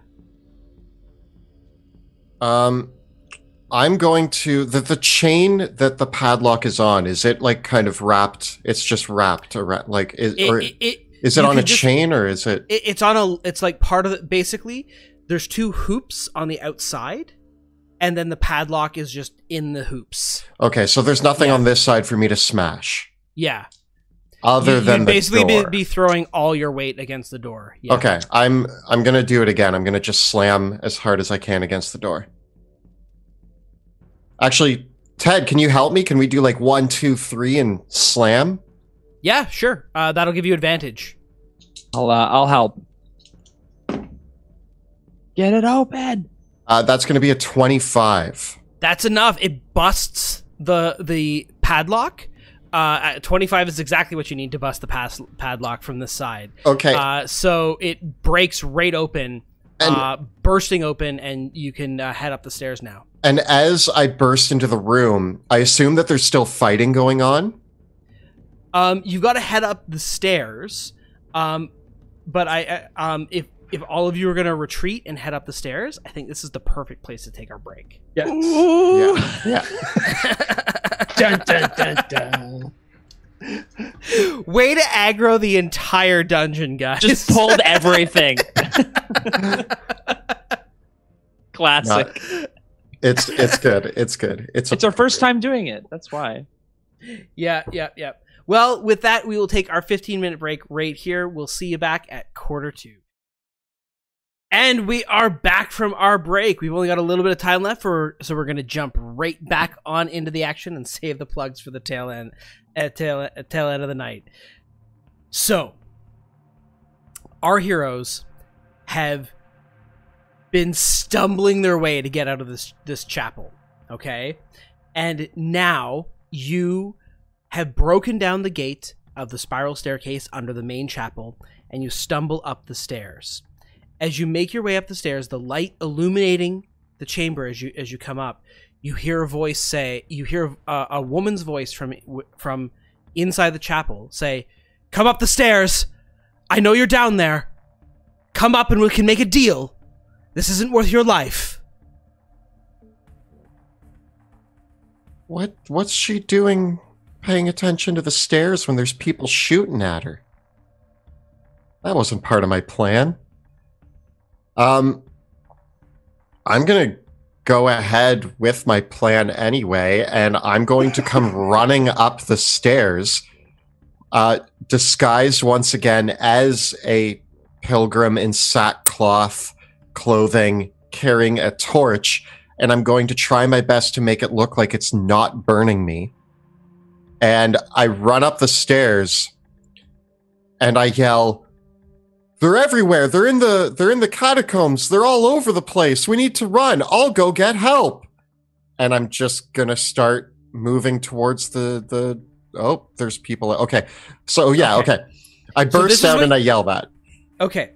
At the top of the stairs, there are immediately you see two folk dressed in pauper's clothes, basically. They're wearing sandals. They have they're both carrying truncheons. One is carrying a hatchet. They're not wearing any visible sort of armor of any kind.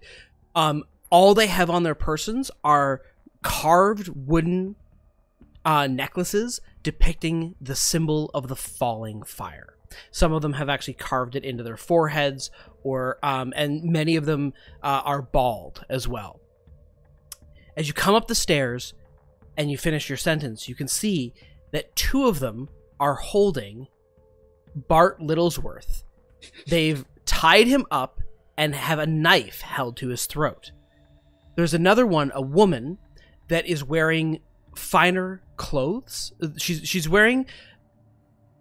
Well, the others are garbed in beige or black or gray. She is wearing white with a clear smock and a hood drawn up over her face. And she herself is clutching a golden symbol that was once of the sacred fire, but has been modified to be of the falling fire, the sign of a falling meteor. And she herself is also holding a knife. And as you come up the stairs, she says, "I know you're not one of ours. Drop your sorcery." The disguise disappears, and I just go, you guys are so fast. I thought you'd be... What are you doing up here? "Give us the scepter of Saint Vitruvio, and we'll let your friend live." Our friend? No. I mean... Wait. Hold on, my brain's working. Not my friend. And you hear Bart Littlesworth's crowd, "I don't know even who this guy is. I hate his guts." And one of them says, "Shut up." But Brisket, Mr. Brisket, how could you forget? You and me, we go way back. If there's more, the woman says, "If there's more of you hiding down there, we have your other friends tied up outside. We're blocking the other exit." All right, let me bring out my boss. And I turn and I look at Ted and I wink at Ted. Let me bring out the boss. And I come up. "The jig is up." I'm going to set the staff down next to me, leaning against the wall so that it's no longer burning me.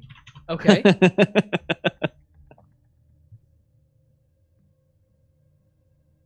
Look, we don't have to resort to violence. Me and my underling here. Yeah. If you give us the scepter, we'll let your friends live. No. You can leave with your lives. The grave robber's code, right? We got here first, so we get the scepter. That's Solved the riddle. We did a lot of hard brain work. One of the others says, "Don't give us your grave robber's code. You're defilers. You are defilers. You are murderers. You are blasphemers. You trod on holy ground for purposes of greed." grave robbing isn't greedy. Boss, tell him. I think we got off on the wrong foot here. We want to sell this for money.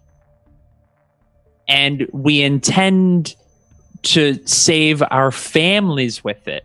You wouldn't deprive our families. Oh, how dare you? This is the scepter of Saint Vitruvio, and you would make it into some sort of trinket to be bought and sold on the open market? One of the relics of our greatest saints. How dare you? You disgust me.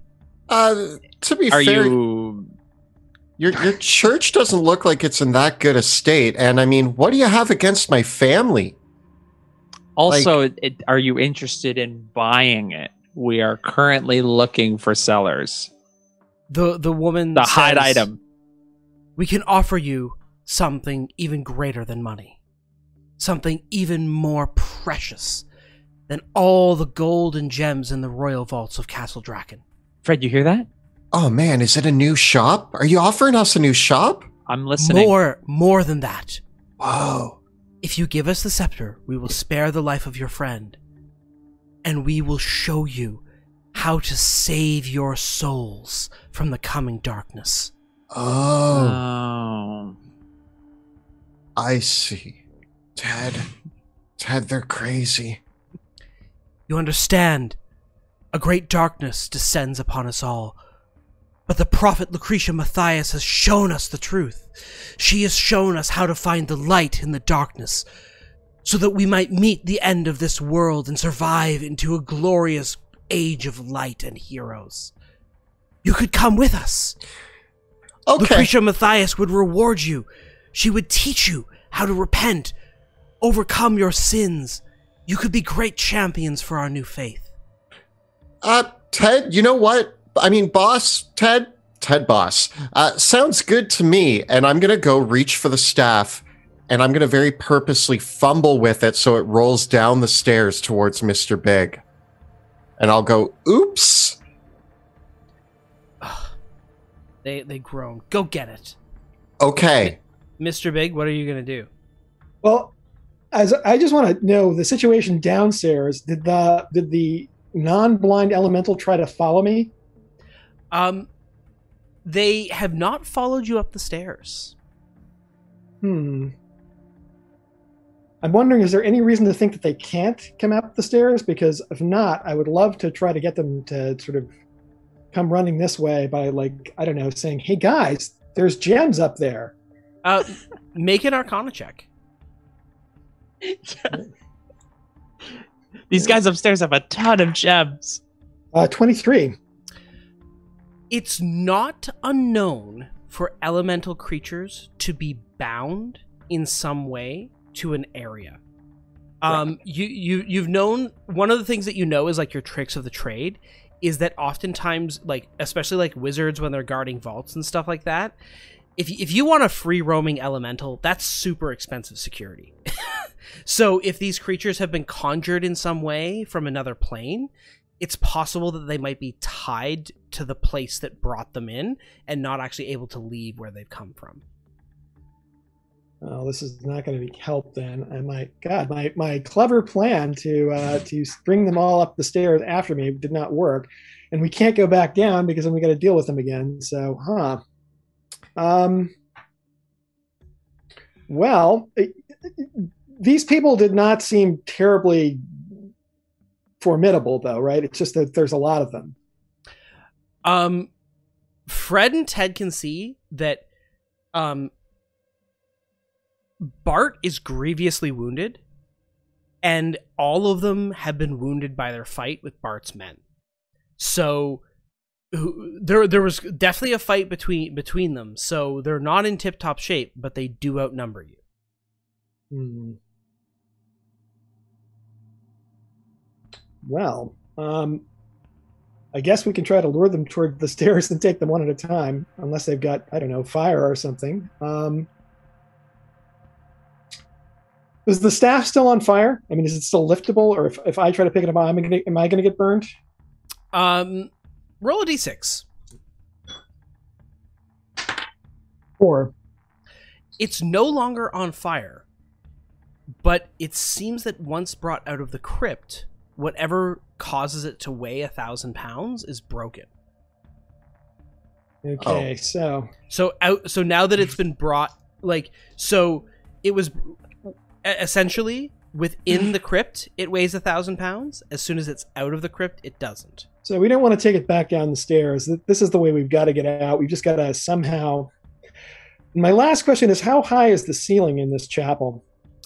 The chapel is a domed building. So the dome stretches up about 75 feet at its highest point. Okay.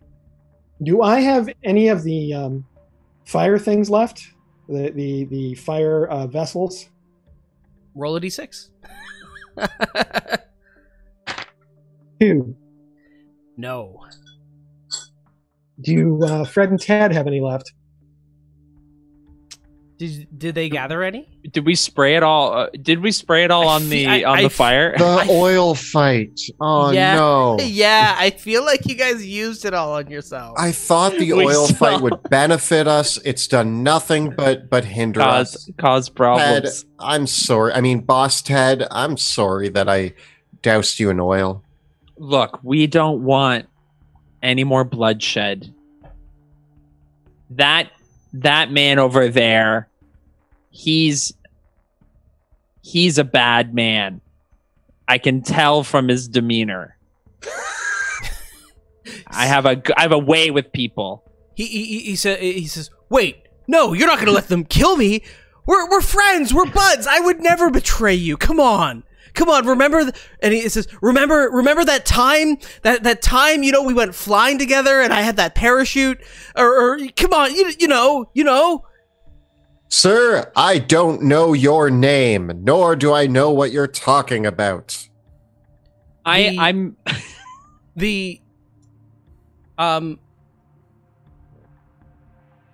roll a d6, Kelly. I got a 5. The woman, the priestess, the woman, she looks at the situation. She says, "Wait, you really aren't friends, are you?" No. So, give us the scepter, and we'll let you leave. Give us safe passage, and we'll let you...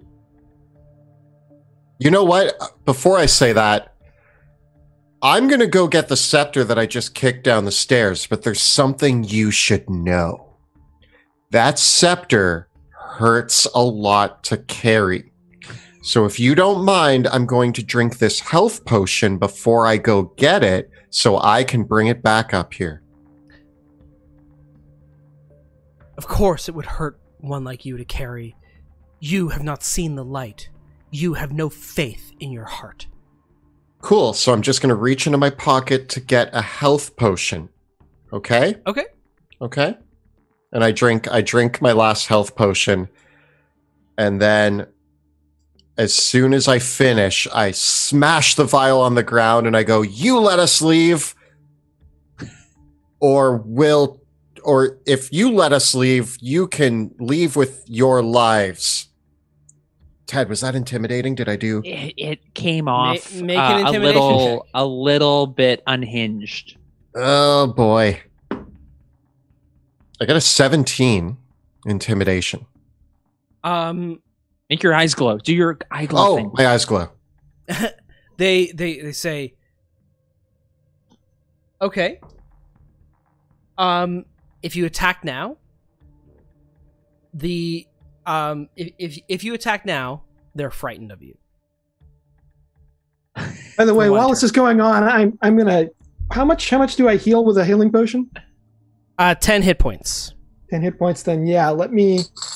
If I haven't used any of my healing potions yet, so let me drink 2 of them to bring myself back up to 31 hit points. I'll save Certainly. the last one, and then yeah, I think we're gonna have to fight our way out of here. And I've got an idea to distract them. So, but Stand you guys by, start. folks. Oh sure. This is I look at Fred. Yeah. If anything happens, tell our family. Okay, there we go. I think we're back. I love them. I grab Ted and I'm embracing him. And we're just hugging at the top of the stairs. All right, roll for initiative, y'all. 14. 8. 13. We're fine. Mr. Big, you're coming. You're just coming up. They don't know I'm here, so that's maybe okay that I'm coming last anyway. You guys start distracting them. And Okay. So Fred, you're first to act. Okay, you're actually, but the followers of the Falling Fire will go before you, but you successfully intimidated them. So I'm going to rule that they're frightened of you for this turn. This means they can't approach closer to you, which is a problem for them because almost all of them have melee weapons. So the one that's right at the top of the stairs, though, is going to take a swing at you with disadvantage. Getting a 3 and getting a nothing. I step out of the way. The priestess, however, she is frightened of you, but she cries out, "I call upon the light of the sacred fire." And as she does so, what manifests beside you is a glittering censer. That inside the sensor, it looks like it's like got a contrail of a meteor. And so she we'll just pop that there. So that is her spiritual weapon. So she's gonna hit you with her spiritual weapon. She does do so with disadvantage, so it does miss. And then she will cast Sacred Flame upon you. So make a dexterity saving throw. Dive. 18. That is a success. Whoa. I'm like dodging. I like dance all around, and then I'm like, "Hey, what are you trying to pull here?" And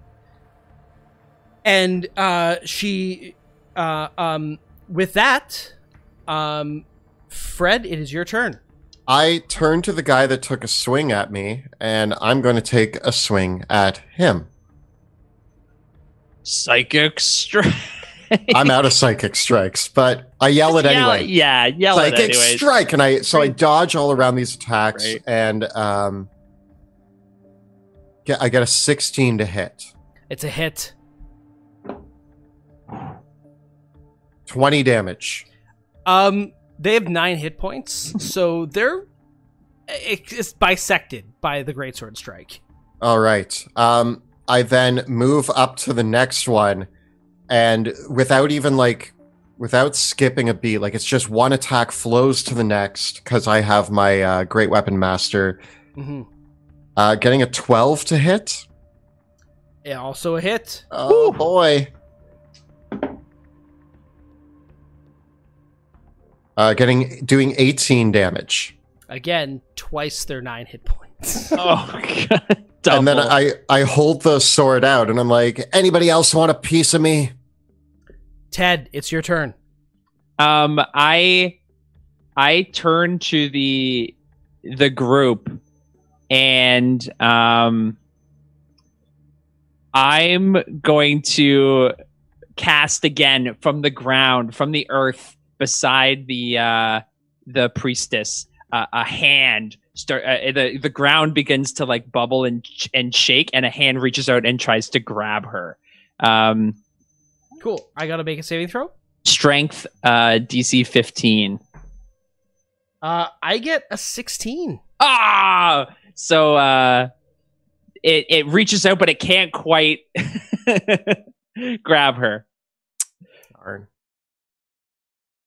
Mr. Big. So I'm gonna come out slightly into the open and throw a firebolt at my nemesis, hoping to panic him into fighting his guards. So it's a firebolt, so I think he'd probably be a bit nervous of it. So let me. I like that you hit the tied-up guy. 7. The firebolt lands at his feet and he screeches. And tries to stand up. And so he actually tries to wrestle his way, because he's not tied up. He's just being held by these two. So he tries to break his way out, and he muscles them off, pushing them to the ground, and grabs just a table leg off the ground, and says, "Mr. Pig, once we get out of this, you're mine." Yeah. I look at him defiantly, like, "Yeah, you're not getting out of this." You shot at the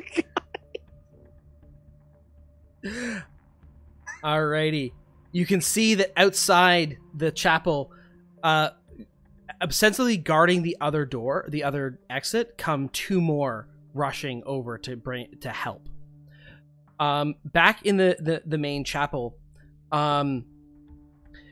the priestess looks at you, Fred, and says, Your sin will hold you down. Your guilt will hold you back. Your faithlessness shall bind you." And she casts Hold Person on you, Fred. Oh no. What save is that? A wisdom saving throw. Oh, I rolled a 20. Fooled again. I don't understand. She says that to me, and I'm like, what? Well, she's going to send her spiritual weapon over to smack you in any case. But it misses. I'm afraid. Yeah, Fred. Not today, religious lady. Not today. Not sure what to do. These 2 others, this one comes towards you, Fred, and also misses as they try to smack you with the truncheon. Like a cat. It is your turn, Fred. The guy that comes up to me, I dodge out of the way, and I'm going to attack the one that came up to me. Getting a 13. A hit. 25 damage. Yeah, so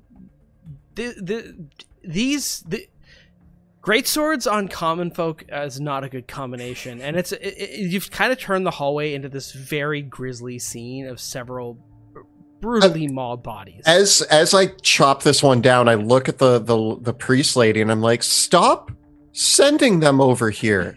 I don't want to." And then I run. I don't want to, I say as I run at the next one.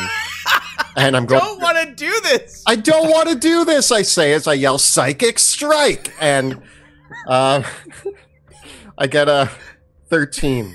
It's a hit.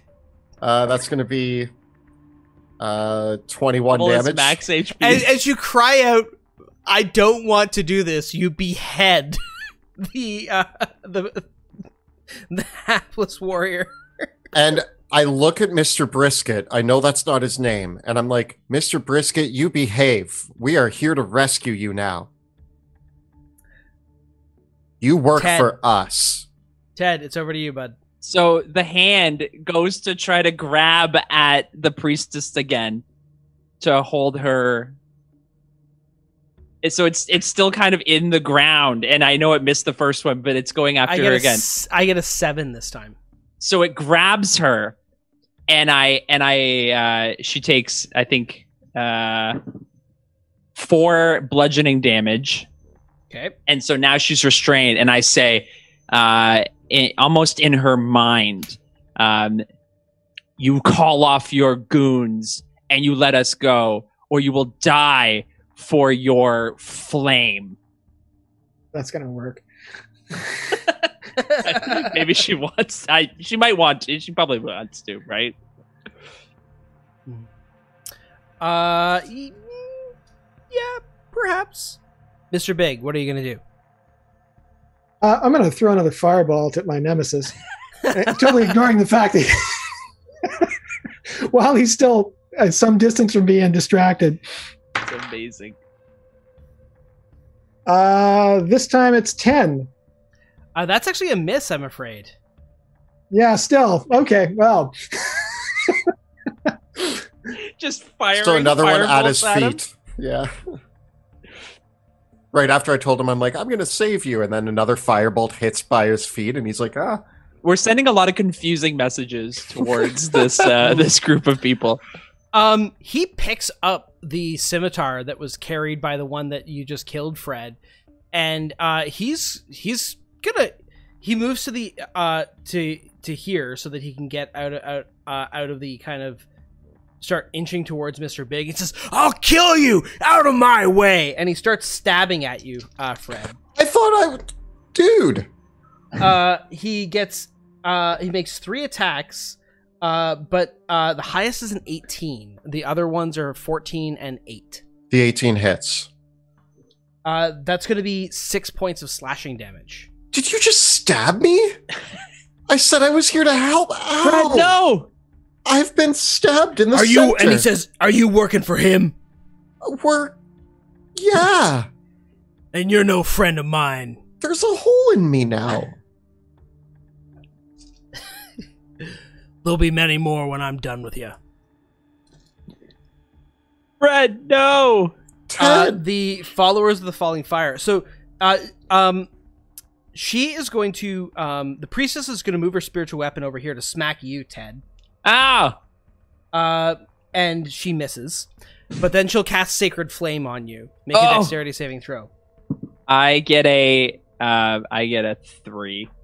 That's a fail. You take 10 radiant damage. Ah! Oh! And I gotta make a concentration check. I get like a 23. Okay, you're good to keep concentrating. So the saber slashes into me.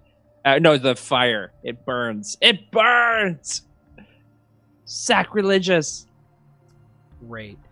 And this last one, this last guy doesn't know what to do, so he is going to have a crisis of faith and disengage.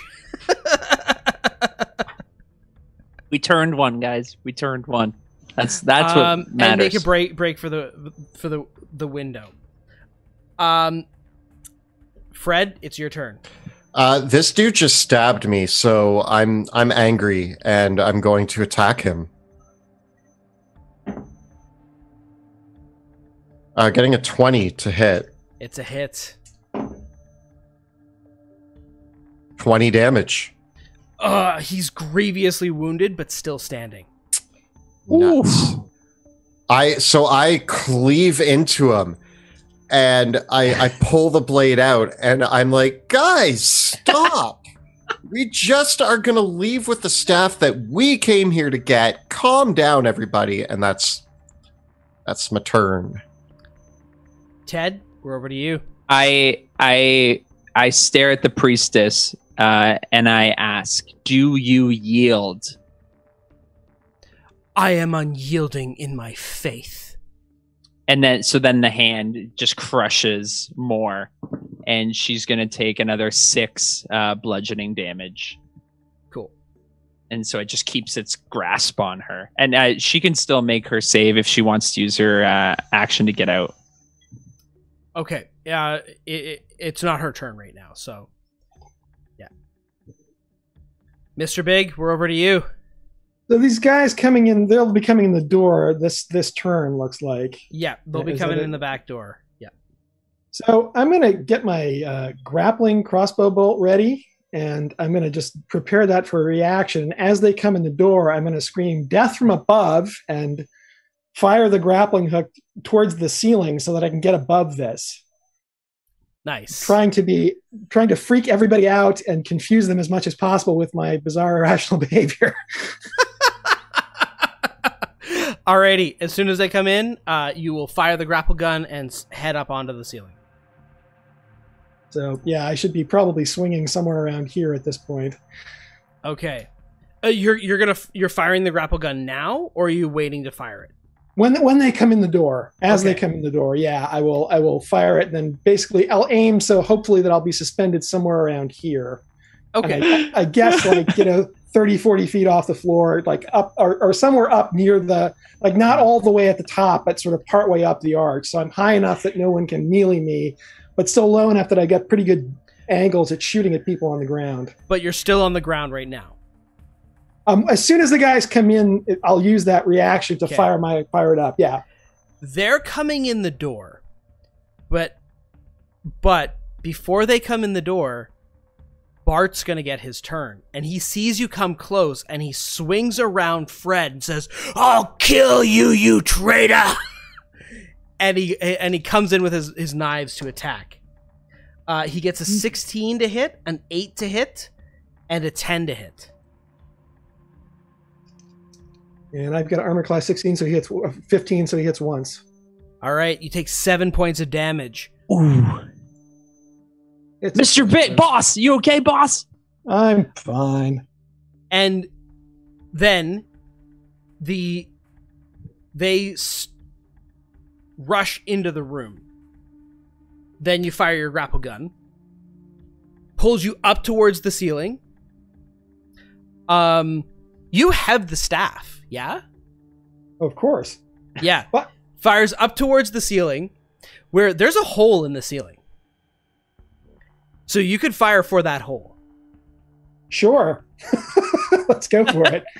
Alrighty. If I'm in the hole, will I be able to like stand and free one hand to fire down? Yeah. Then let's do that. Yeah. All right. You go sailing up, and just a zip, inexplicably sending you upwards as the other two barrel into the room, and one was going to come for you, so he's like charging right at you, and you zip straight up, just as Bart tries to stab, as you like, there's just kind of this short rip as one like catches the tip end of your pant leg, as you sail up into the ceiling, and this other one ends up running right past you, Ted, like, because they were going right for Mr. Big. So they saw him in the door and charged right at him and just zip right up. But nevertheless, the priestess's spiritual weapon still comes for you, Ted. Uh-oh. I get a natural 1 to hit. She's still going to sacred flame you again, though. So another Oh, no. I get a 10. That's a fail for another 7 radiant damage. Ah! It burns! And I get a natural 1. I get only like a 6 for my the fist collapses into the ground. Okay. The with that she frees herself, and she is going to step back towards the other side of the altar. With your spell out of commission there, she's going to, and she sees her other companion and says, "Have faith, friend. We will make it out of this alive." She's got to reindoctrinate him into the. Fred, it is your turn. I'm gonna take another swing at Brisket over here. Ooh. Getting 12 to hit. That's a miss, I'm afraid. Yeah. So he steps around you to go for Mr. Big, and as you swing your blade around, he kind of ducks for a moment underneath the blade. All right, that's it. Ted, it's your turn. Right now, there's a spiritual weapon in my face. Oh yeah, yeah. I'm going to.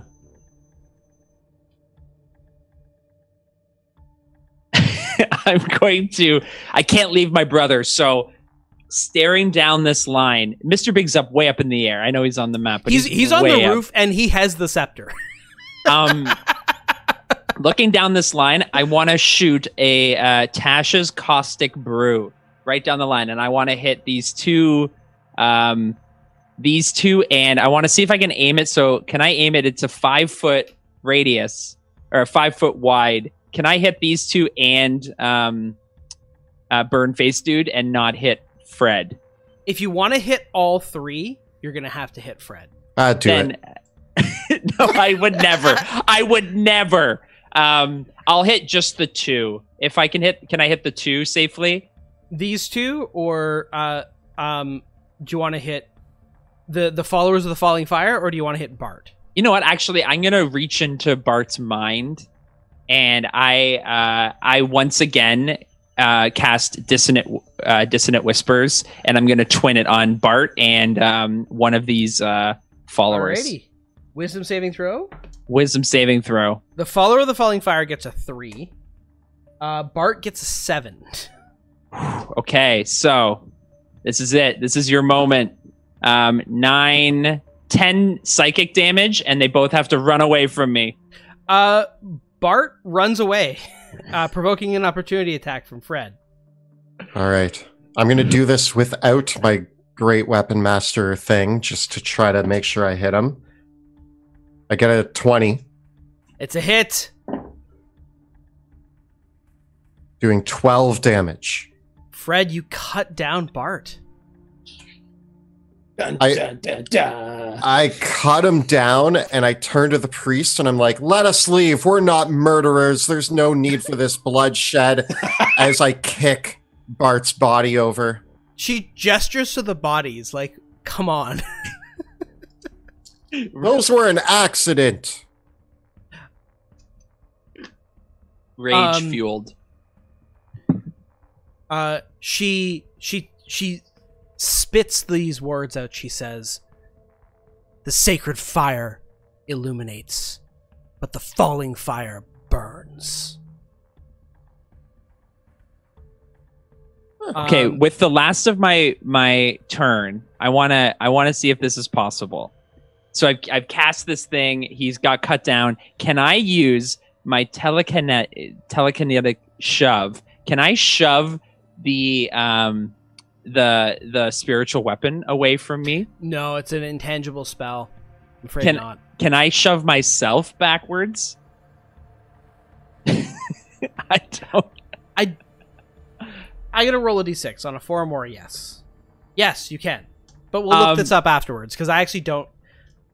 I don't see why not, but I also don't see why. You know? I shove myself 5 feet backwards, or 5 feet away from it. Oh, I guess I'm still within it though. I'm just trying to get away from it. Yeah, it doesn't make opportunity attacks though. Like it doesn't it's not like a creature. It's just like a thing that beats you up. Oh well, then I run away. I run away, but I still got eyes on Fred. Okay. Mr. Big, what are you gonna do? Your rival has just been cut down by your loyal associate.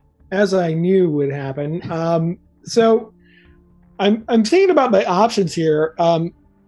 I'm up on the roof. Yeah, no, the problem is that my unfortunately, because my grapple hook is not properly designed, I can go up but not down without help. So I've got to.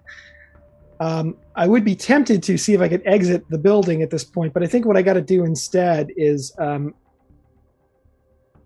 Am I dangling or am I standing in this hole? You can spend half your movement to climb up onto the roof. But then I won't be able to see down anymore, right? You can still look back down through the hole. I think no. Instead, I just want to try and firebolt her from where I am. Go for it. I'll give you advantage because you're elevated. The high ground. So this time 20. That's a hit. And so that would be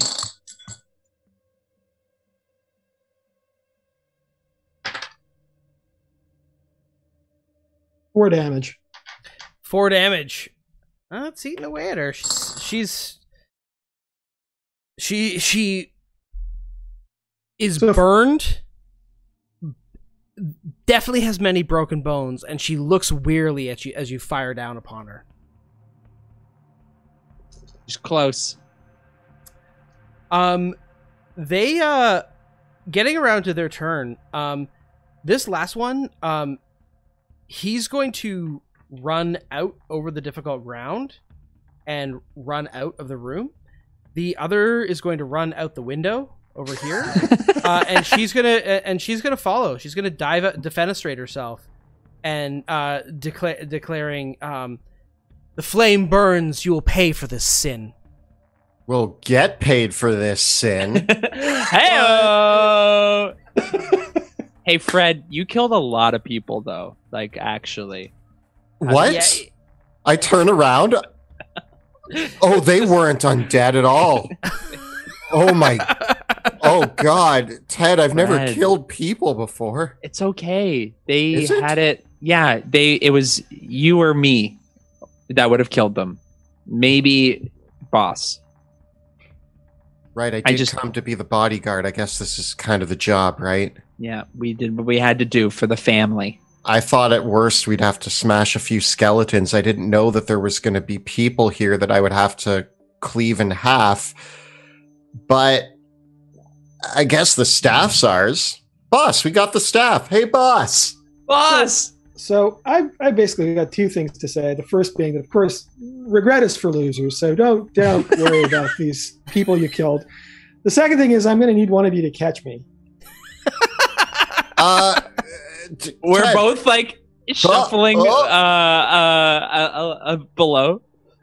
Okay, so I will disconnect my my grapple hook and plunge down to the ground hopefully into the arms of one of my henchmen. It's a relatively soft landing for you, not so much for them.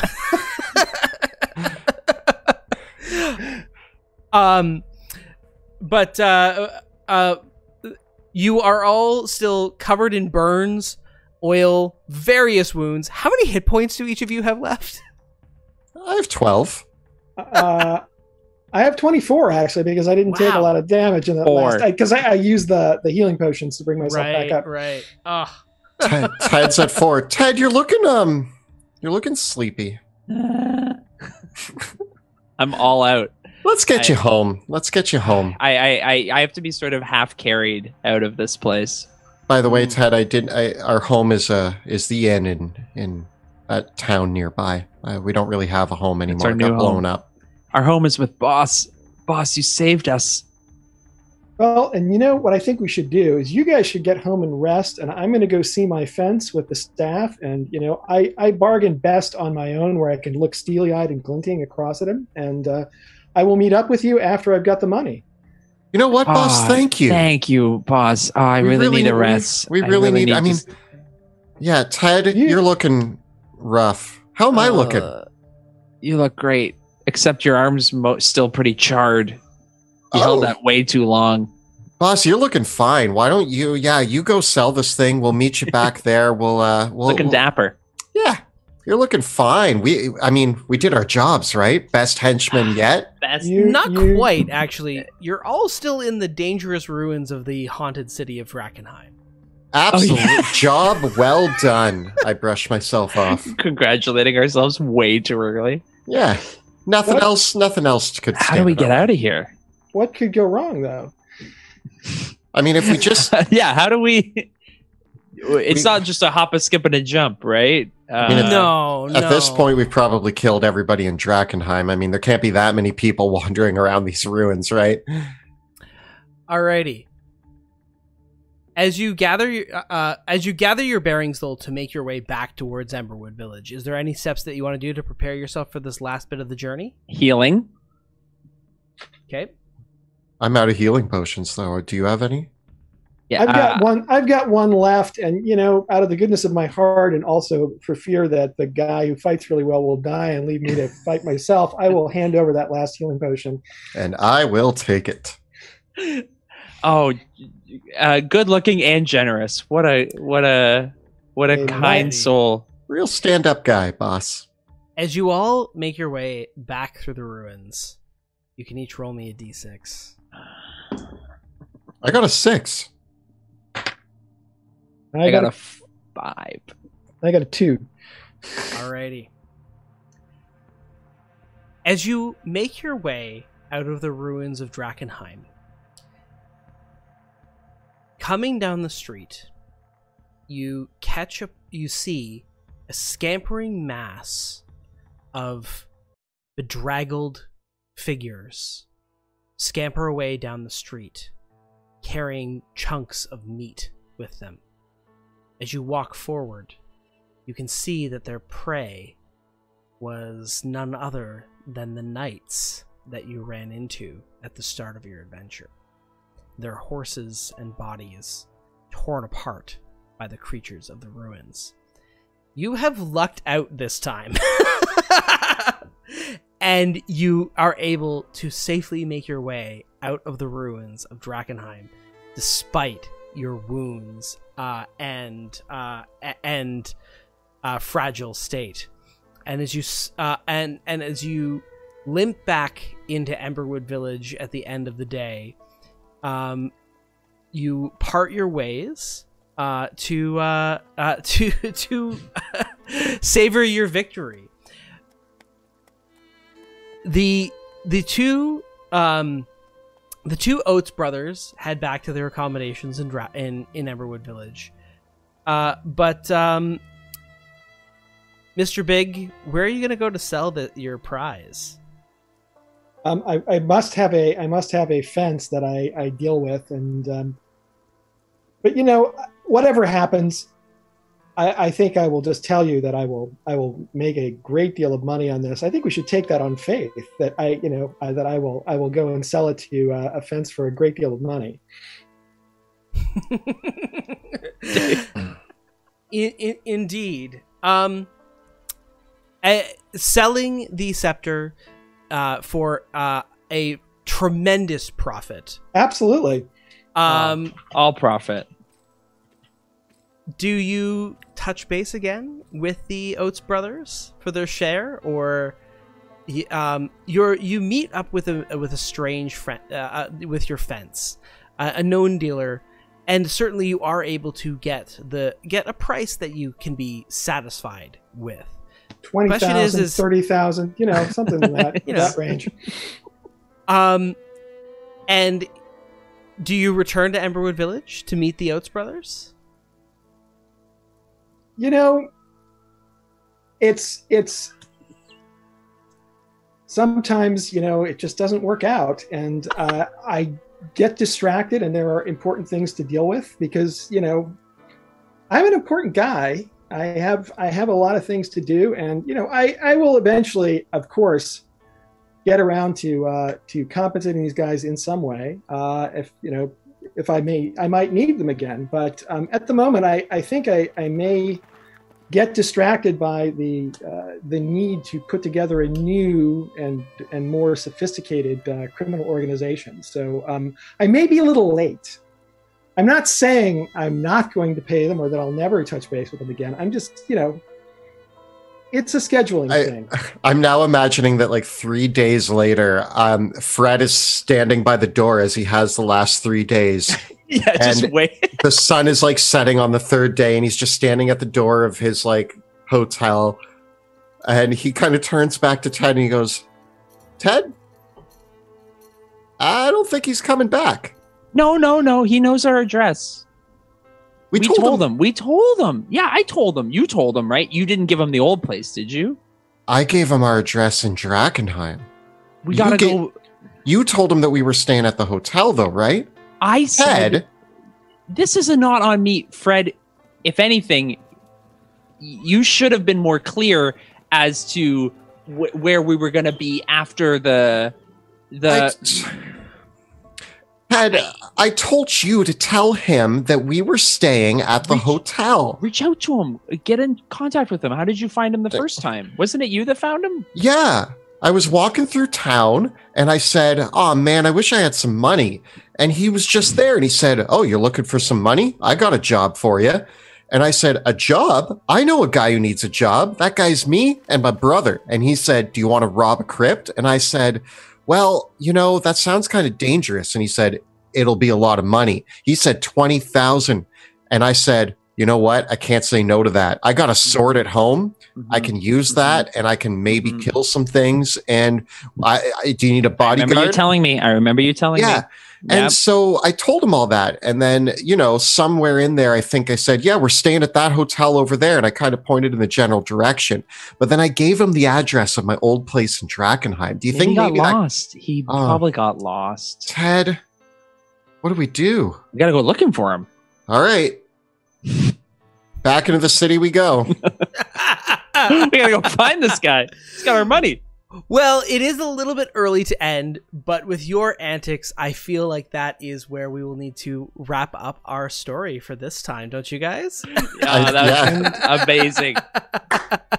Thank you so much. And who knows? I may need you again. So it's entirely possible that we will meet up again. But you know, knowing how way leads on to way. Yeah, man, what it was so great. That was such a mess towards the end as well, but a wonderful, wonderful mess. A wonderful mess. I mean, as any good comedy of errors should be, right?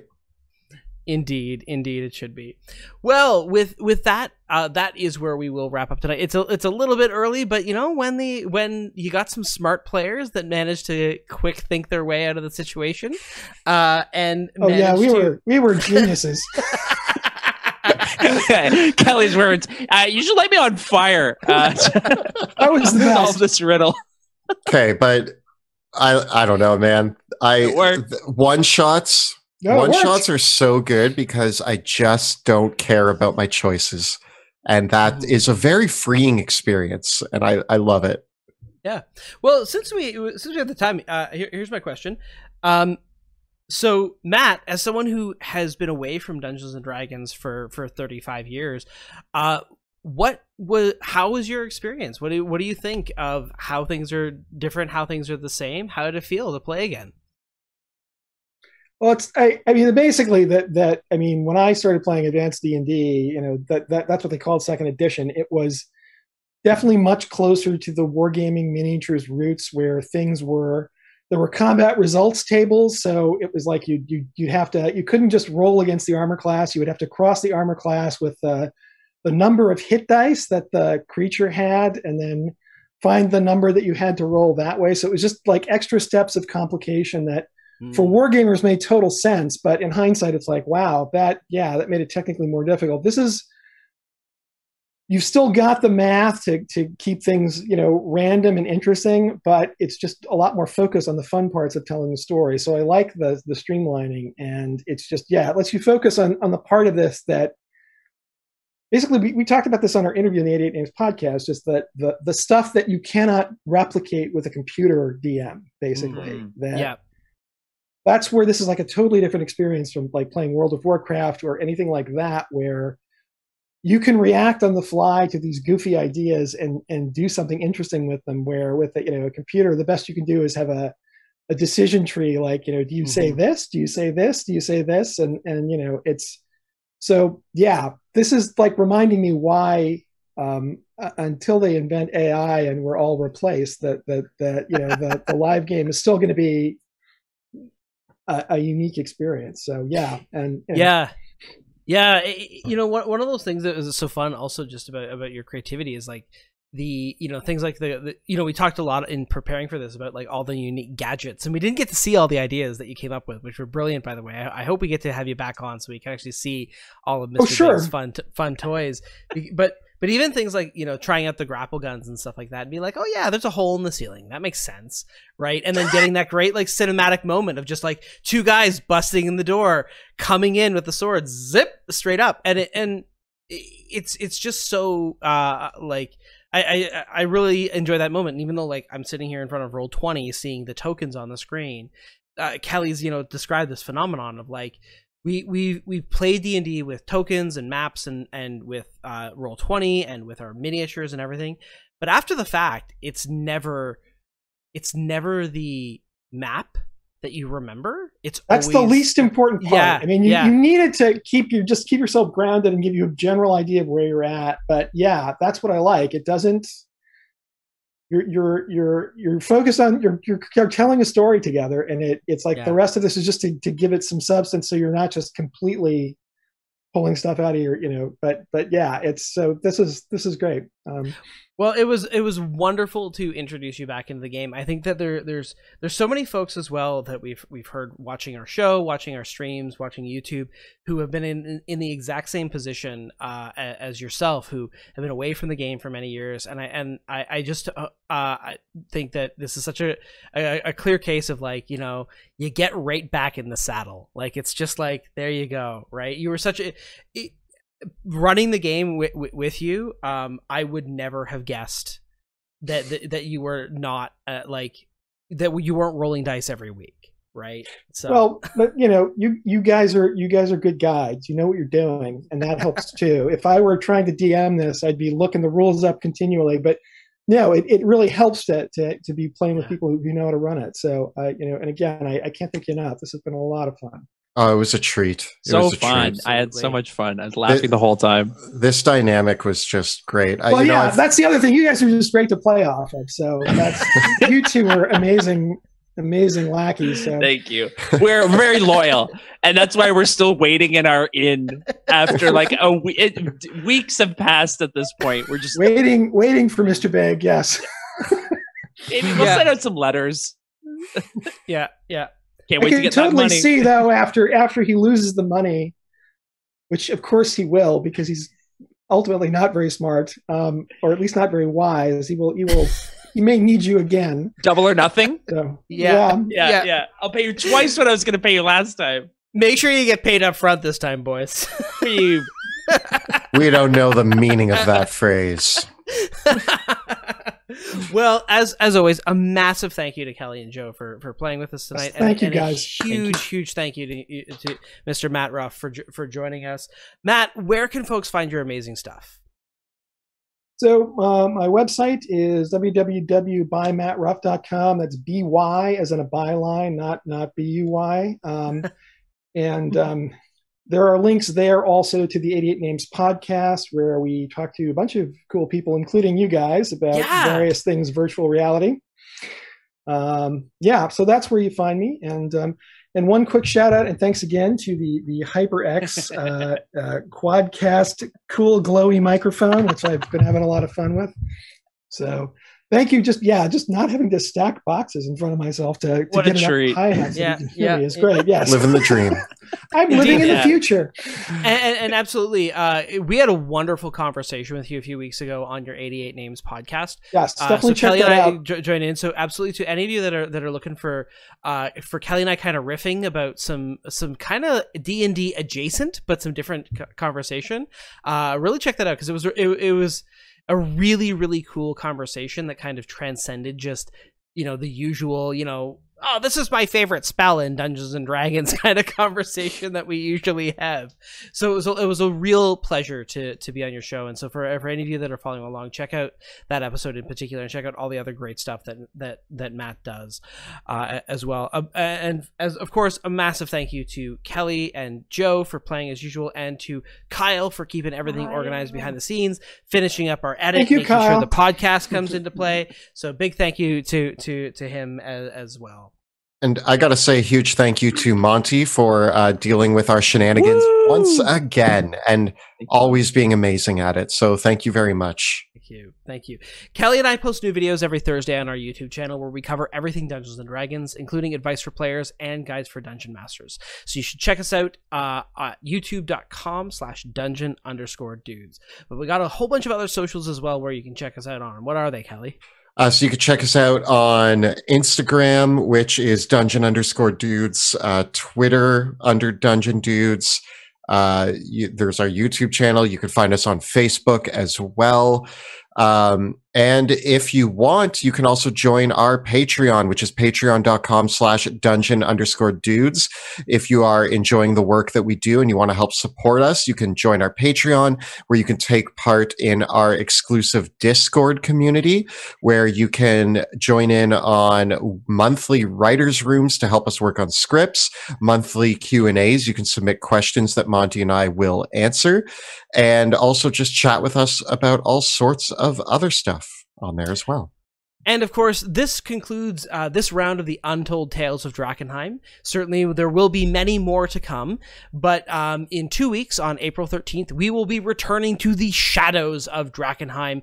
Jill will be back in the player's seat once again. She's had a little bit of time to recuperate from new baby, so we will be right back with the adventures of our wonderful main cast there with Wilhelm, Rudy, and Wrath. So check that out when we come back in 2 weeks as well. And of course, be sure to head up Drakkenheim.com to get on the mailing list for the Dungeons of Drakkenheim Kickstarter, which is going to be coming this June as well. Thank you all so much for watching, and we will see you next time in the shadows of Drakkenheim.